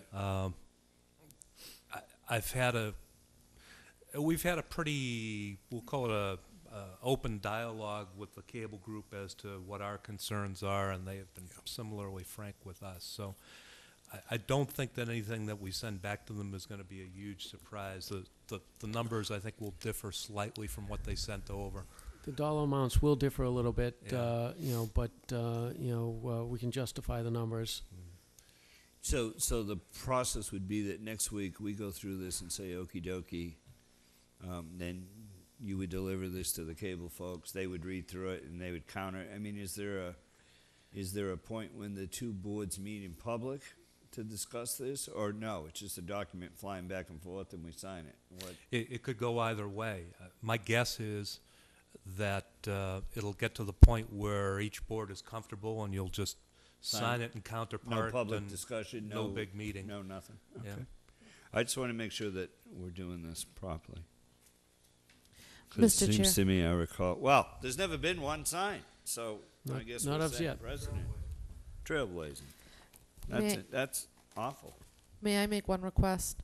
Yeah. Can we get this on the agenda closer to the beginning of the meeting? Because Well, I think we'll clear the way so that we have plenty of time to discuss. Yeah, it'll be a full yeah, because section on its own. it's not really fair to. Oh, listen, we're all adults here. No, But we're going to clear the way, so I think for something like this, I mean, we're actually going to go through this, and we're going to probably cut off about 30 or 40 minutes just for this. Okay. All right? So that I we just. can go through it. We'll do it. We'll do it early. I mean, he doesn't up have to you. far to drive. He's- Every spot's been filled with department heads tonight, so. I know. But he's been at work all day and he this has a wasn't family even at on the home, so. agenda, so I'm not really sure how they pulled Thanks, that one Matt. off. You're welcome. All right, Paul, Okay. anything else you think we need? I So that don't we think don't so. have to If there is, postpone I will this forward again? it to you with the spreadsheets and the reports from the accounting software that shows that the funds are still there. Works good. Okay. Thanks, Matt. Have a good night. Thank you. Thanks for the time, You Matt. got it. Appreciate it. Mr. Sullivan, you got something to tell us for your report? We're supposed to go back to the policies, Mr. Chair, but I had a question We'll about put that. those off till next week. I found your spreadsheet, and I'm going to send it out to the board. Oh, good. Okay. It was in a machine I have some issues with. Okay, so we're putting these off. Mr. Sullivan, Thank you, Mr. Chair. The first item is... you got good news, first of all, so we know? Good, bad, what? Well, good news. It's something we've been speaking about since December. We have, I had Mr. Moore from the Inspections Department review the fees and bring them in line to what other communities are charging and also what our costs are. People have to remember that when we send somebody out to do an inspection, it does cost us money on there. So updated fees are here that I'm passing out to the board now for your reference, and those have been enacted. So The response has been? I am waiting for some of the phone calls. I haven't received anything yet. Oh, that's but, good. Yeah, to let everybody know, they had not been adjusted since 2005, so we're speaking about 8 years. I never agree with raising things, but.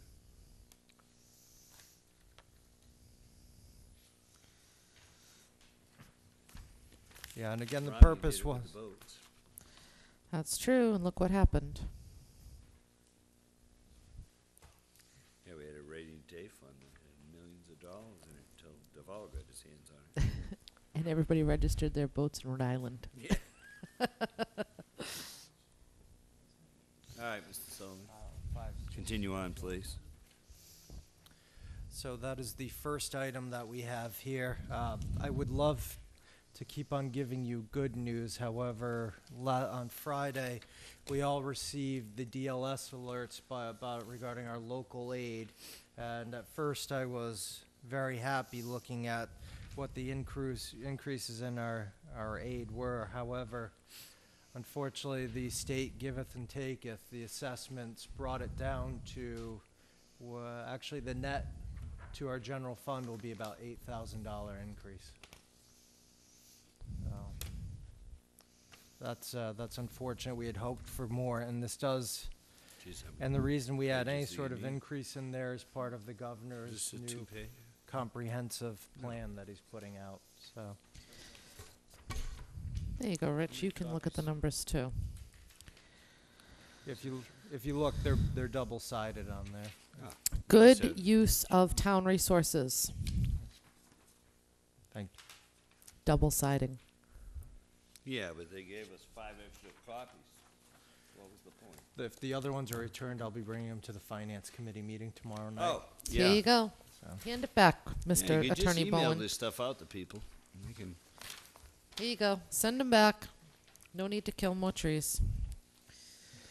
Thank you. So if you looked at the first part, would be you'd see the education and general government. The school choice receiving went up by $60,000. That goes directly to the schools, so there's no impact to the general fund. This Chapter 70 had been raised.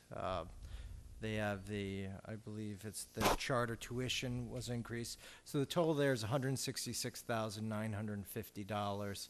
You would net that out to $106,000.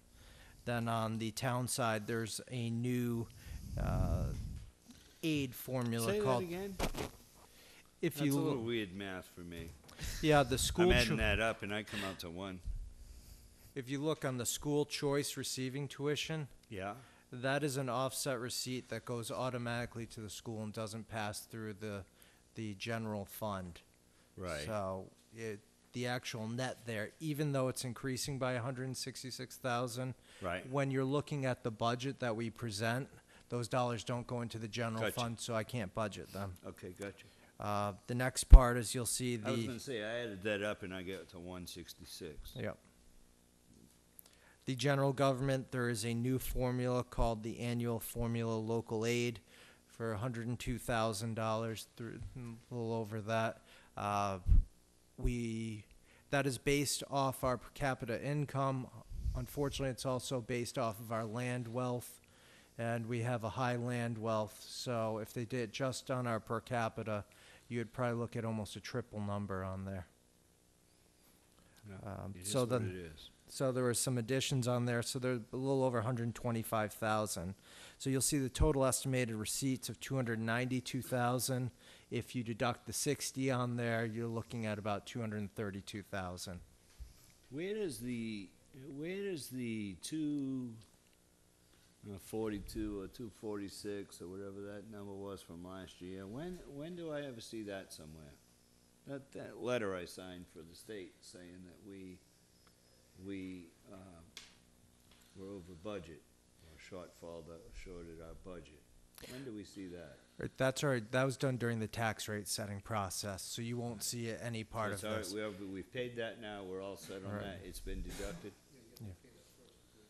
Right, All right. so that was automatically taken out before the free cash was certified. Correct, and that Right. was a huge benefit to the town doing that. Right. So, It's just that I haven't seen it anywhere, and I've been kinda looking for it, and it was 242, right? yeah, about Yeah. 242 and change. I've been looking for that on these documents somewhere, I haven't seen it. Unfortunately, you won't see it anymore. Good. Yeah, if But you just so look, people know that our free cash, if we had not overspent, our free cash would have been 242 more to start the year. So we had to take that out. correct. If you turn over the document, this is where unfortunately you'll see the state assessment increases. So the retired teachers' health care, a little over 37,000. Mosquito control projects, believe it or not, almost $12,000. Air pollution districts, 7,000.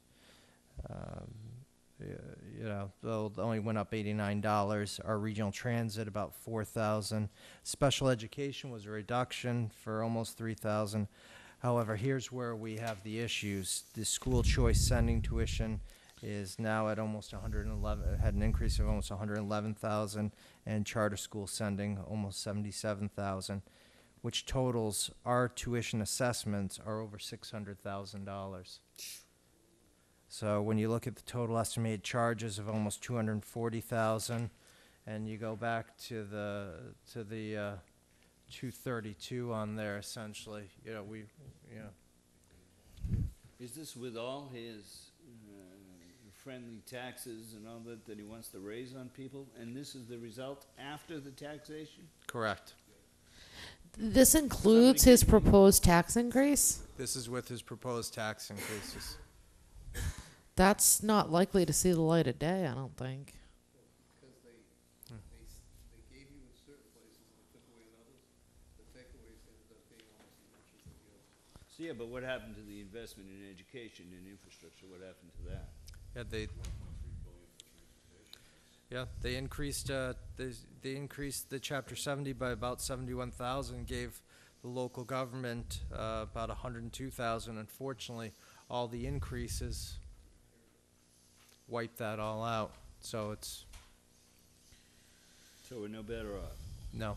At the end of the day, this town, All no. the taxes that he's willing to raise, we got no, as a matter of fact, we're a little worse. Going to different areas. So what happens if he doesn't get the tax increase?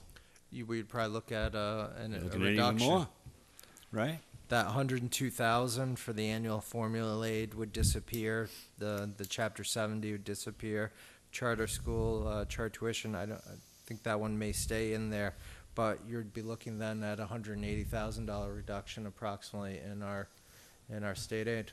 And that's finalized, what, in March? No, that's, last year it was the end of June. I thought they said, heard the other day about moving that up so that towns could better. They might try, but I don't think it's gonna be. Maybe it was into May. It's not gonna be an easy process. I can see that. All right, Mr. Sullivan. Anybody else have a question on that for Mr. Sullivan before he moves on? Nope. Okay. Here's our copies so that Mr. Sullivan can share them with the Finance Committee. Thank you. Well, you don't want to keep your. Have you got a copy, Karen? We'll get it over the email. All right, next. The next item is something that I'd like to propose to the Board of Selectmen and see if they would agree to put it on the Springtown warrant. The first part, this is just to give you an idea of this is the thought where I'm heading on this. I'd like to reorganize the finance department of the town as it is. If you look at the page titled Town of Wareham Current Finance Organizational Chart, that's where we stand currently. You'll see it's the town administrator, and then directly to the town accountant, the treasurer collector, and director of assessing, and then their various employees in their department. If you turn that over, you will see the proposed finance organizational chart. It would be to create a finance director / treasurer. So now you have better oversight of our finances. You would have somebody directly looking over those 3 departments. It would not be a new position. It would be an upgraded position on there. Also, that would allow us to reduce 1 staff member, which is what I've proposed for the upcoming FY14 budget. You'll see there'll be a town accountant and then accounts payable. By having this oversight, I believe that we will not need the assistant town accountant position. The main reason for this is you've got the town administrator on there, and with towns this size, most of them have the finance director and treasurer. And I really believe, given what the DOR has spoken to us about, this is something that would benefit the town and make sure that the items that we are looking in, the monthly transactions, also policies and procedures, are being implemented on there and reviewed on essentially a daily basis. Is this, there's always been some discrepancy with the accountant. Is this a administrative position, or is it a worker bee position? And you know what I mean by that. This would be, if you went on the org chart, it would be somebody that is above those 3 departments. So those 3 departments would answer directly to the finance director. It would not be, it would be a union position on there, kept in there, because that's already in the unions. And it would what? It is a union position on there, because that's where the CFO basically is what you're. Yeah. Is a union position? Yes. If you had an assistant town administrator, that one is exempt. However, we already have it in there. You have the town accountant / I don't want to get into a legal issue, but I want you to answer that question. Mr. Chairman, who represented us during, do we have the legal bill during the time that the organization took place? Like, do we know the name of the attorney? We need to have an executive session on this. I agree with Mrs. Winslow, but my question is, again, I think I understand where you're coming from, Derek. One of the issues we've had, I think, in the past is the person who's tried to have some kind of oversight over, like the accountant, right? They're making data entries. You know, I wouldn't want to walk in and see the CFO in front of a computer, reconciling cash or putting in a bill or inputting an invoice. I mean, that's been the problem, I think, in that area, is that the leadership there, the worker bees, they end up at the machine. And that's what, I think I understand what you're saying. But I wouldn't want that person to be a worker bee, is what I'm calling it. I mean, there's plenty of work to be done by this person, but it's administrative. It's not putting invoices in or going to maintenance to grab a stack of papers and input. That's not, I don't think that's what you have in mind. No. If you would just talk about that a little bit, because I think it's important to understand that piece. You know.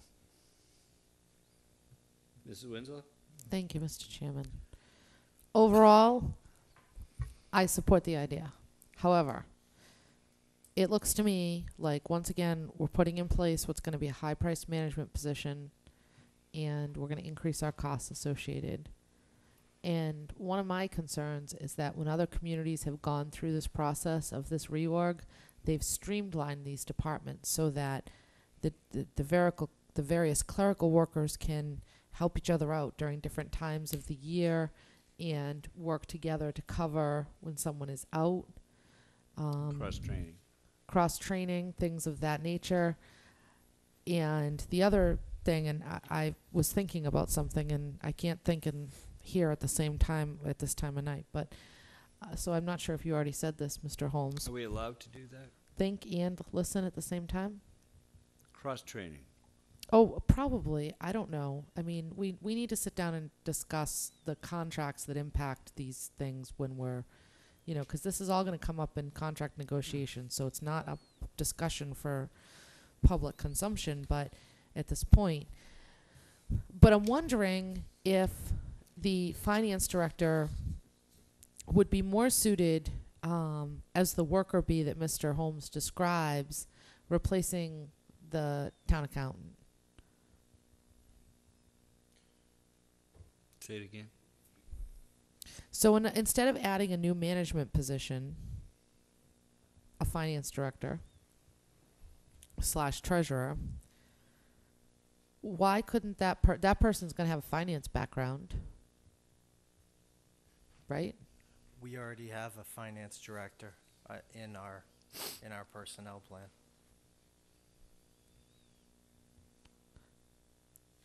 So then what are you asking us to do?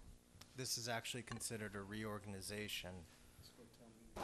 So I have to bring it to town meeting, and I want the board to know what my proposal is and just try and give some background around it. And obviously, you know, if there's any input, I greatly appreciate it. Is this on the, you said Springtown meeting? Is this on the warrant? Huh? Not yet. Oh. Yeah, I'd like to talk about this. Can we put this on for Tuesday? I'd like to talk about this some more. But I think some of that discussion has to be. Yeah. I'm fine with that. I think we should Mr. discuss Bowen? it. Tuesday to discuss this. I think when there's some. Now, does Joe have to be here for that? If he can, I think that would be extremely helpful. He's scheduled for next week, I believe. Well, there's two issues. One is the town meeting issue and how this moves through the charter, right? And the second issue is Joe, and Right. I think to deal with your questions. I can Right. ask him. Okay. That would be good. I saw him today for a minute. He said he was scheduled for next week. I think he is. Okay. That's what he told Well, me. even perfect timing. What It's I'd like almost to- like it was meant to be. Yeah, well, this is a fairly common flow chart.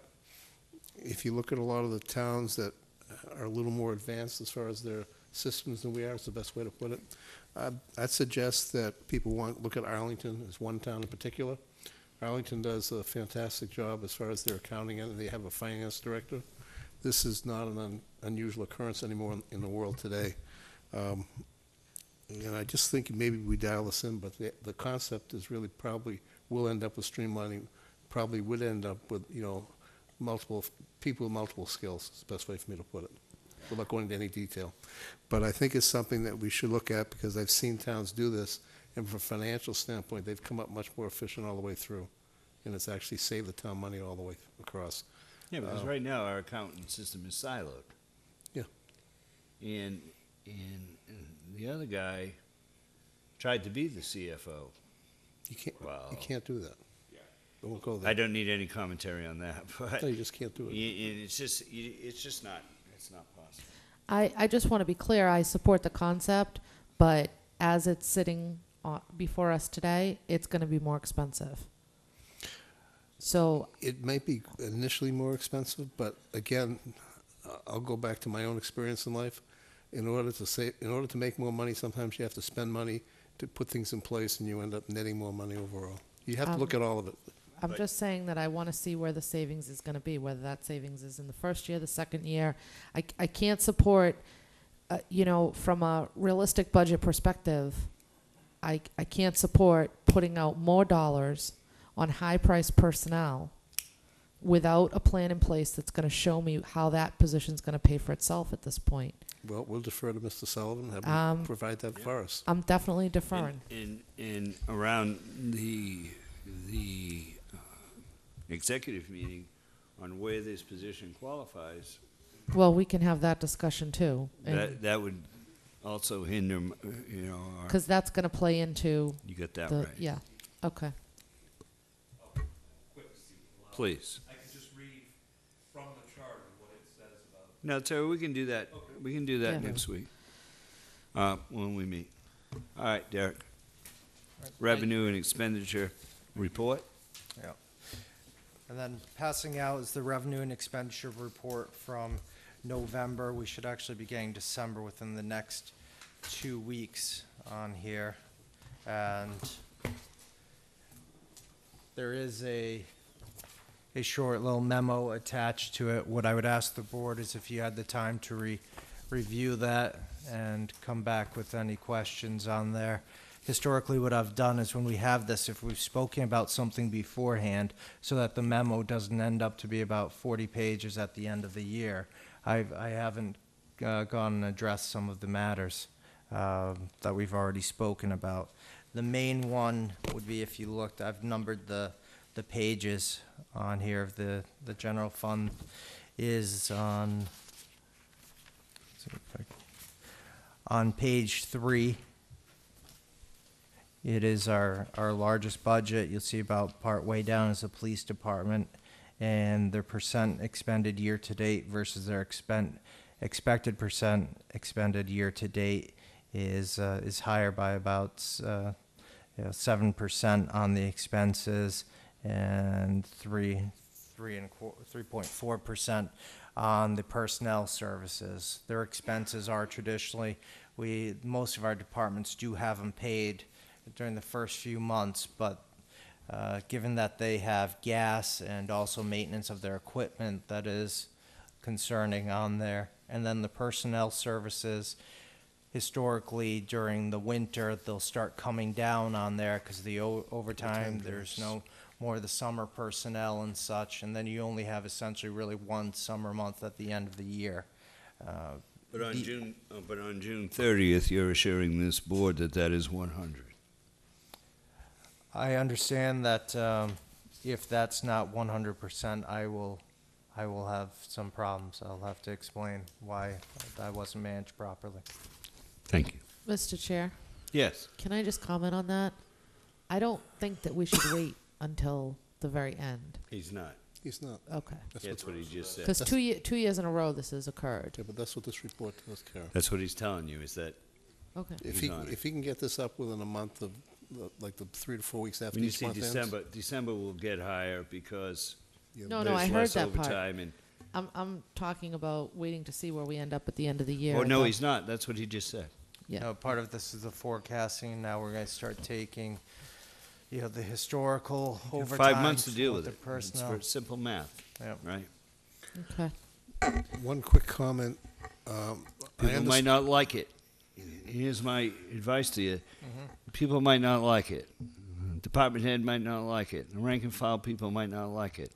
Unions might not like it. But you have a budget.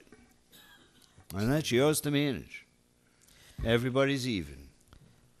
Yeah. And If you've overspent to this point, you know how to deal with it. But there is no 101 or 102. It's 100.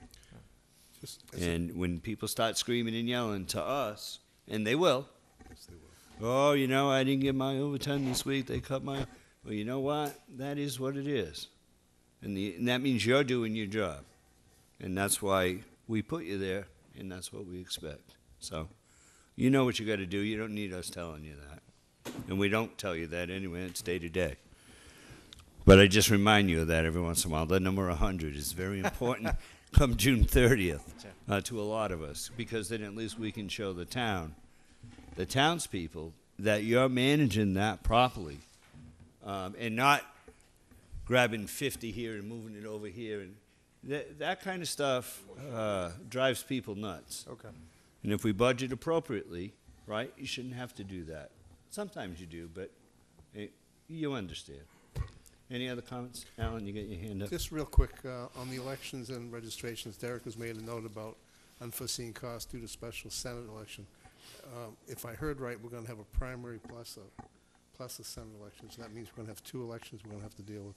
Yeah, with a rough value of 15,000 per, you're looking at $30,000 that we'll have to transfer. Yeah, we're gonna blow out the budget, because we're at 41%, and usually Springtown meeting is more expensive than fall. I saw that this morning. They actually gave you the dates this morning. They were too.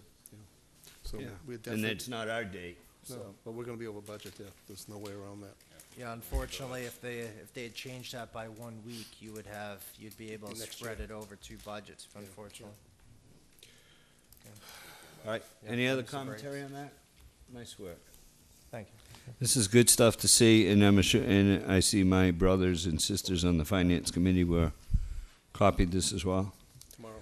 Do you send a copy of this to Mr. Sweat? Yes, I can. I haven't. Do you? Why don't you, if you wouldn't mind?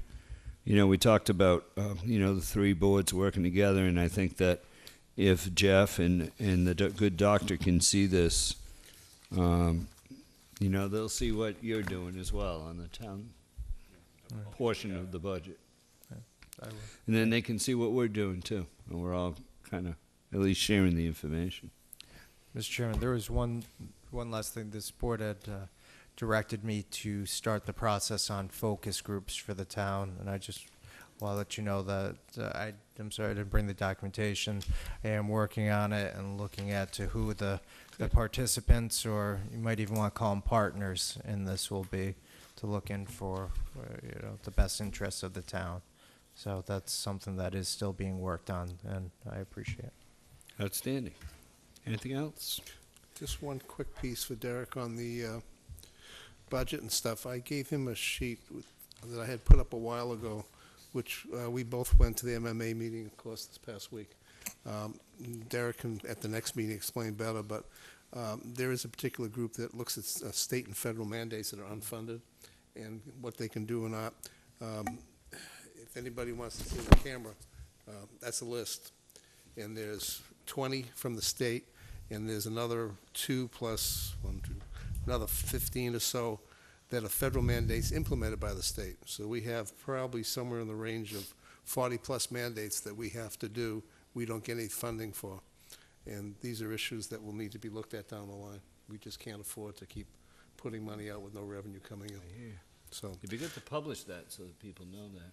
Maybe you could get a copy to the local media, and it'd be nice for people to know that. I gave Derek a copy of this. Good. Thank you. Thank you, Mr. Chairman. Anything else? No, thank you. Anything else? Nope. Anything else? Anything else?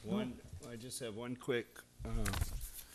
I have in moving the board's request forward to create this meeting agendas with the school in the finance group. I have tentatively have not accepted yet. I told them I would talk to you guys tonight about it and see what I was going to attend a meeting tomorrow with Mr. Sullivan and the good Dr. Barry and Mr. Sweat. Sit down and put together a agenda and calendar for us.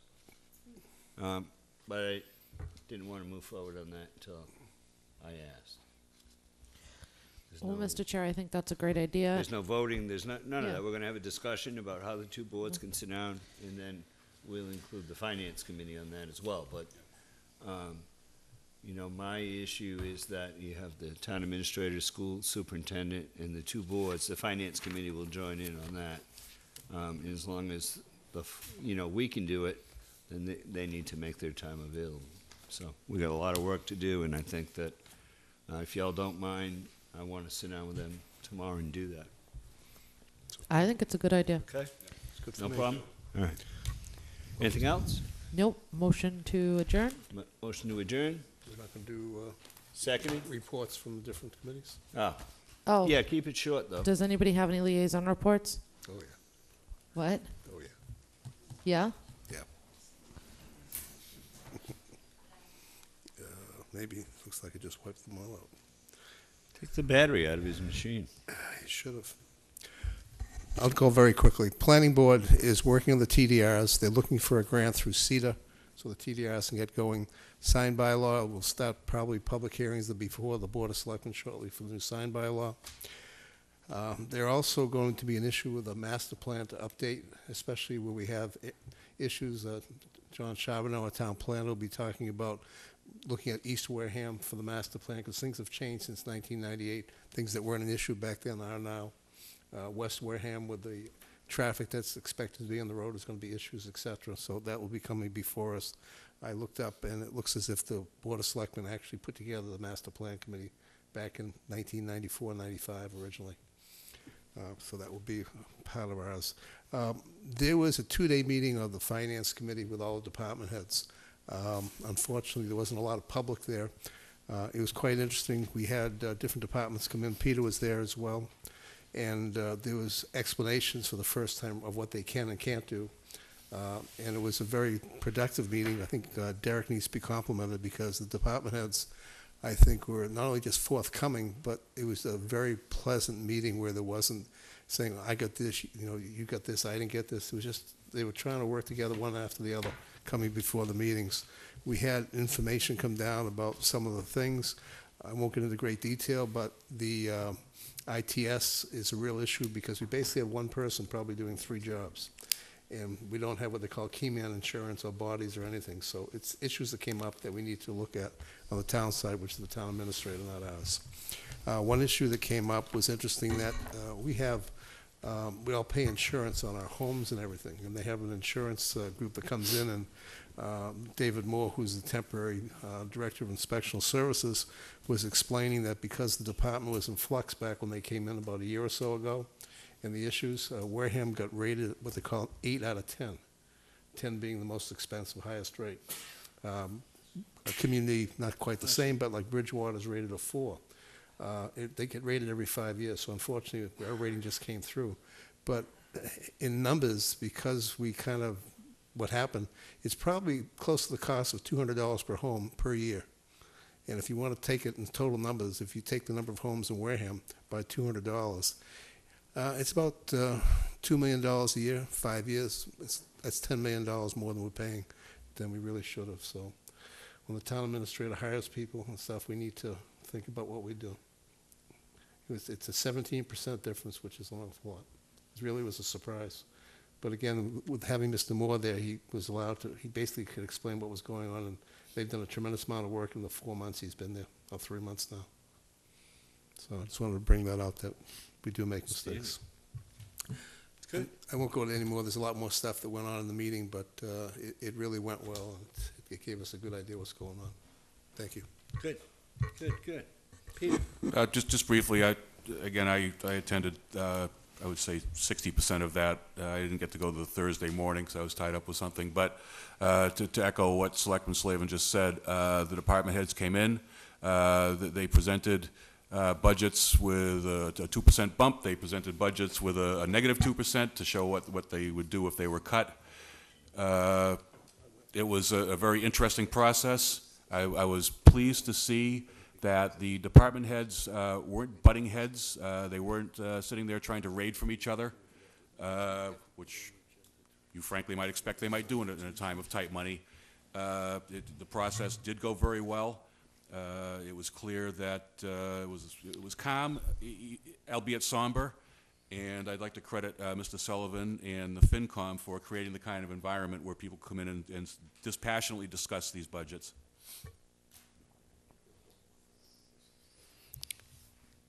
And just so that there's no uproar, yesterday the Transportation Action Group met, and I asked Alan if he would do me a favor and attend at 4:30, which you did attend, right? He wasn't there to vote. He was just there to represent the board because, as you know, Mrs. Begley was our member on that. So I asked Alan to go. If anybody has a problem with that, see me. Next week I'll have it on the agenda to appoint, because there's no meeting between now and next Tuesday. Next week we'll put it on as an agenda item so you can talk about what happened, and we'll appoint it next Tuesday. Is that okay? That's fine. I have Okay. one other quick thing that came in. When we were It came in from what? in the MMA meeting, we had a thing about the marijuana law.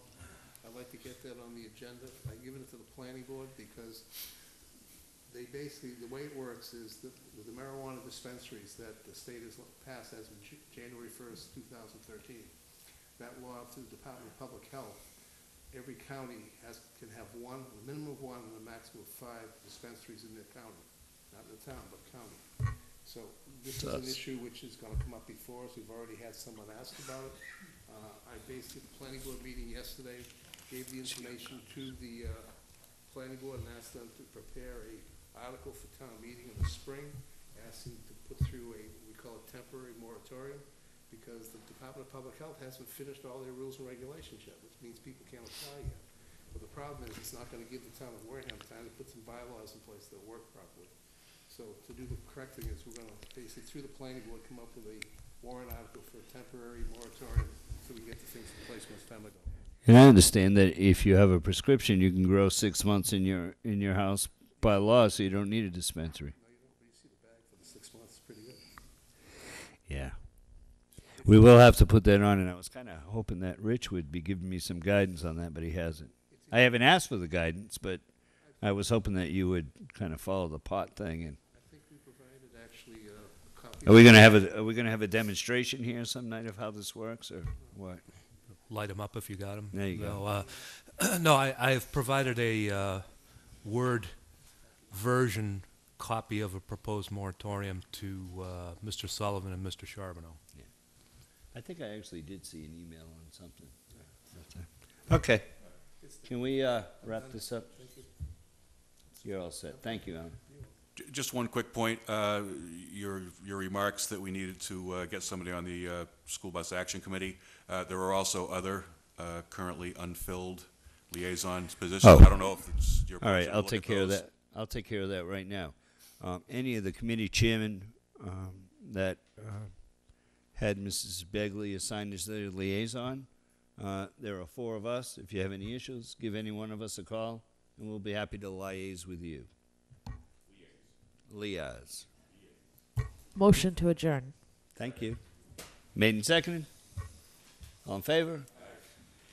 Great night. Thank you very much.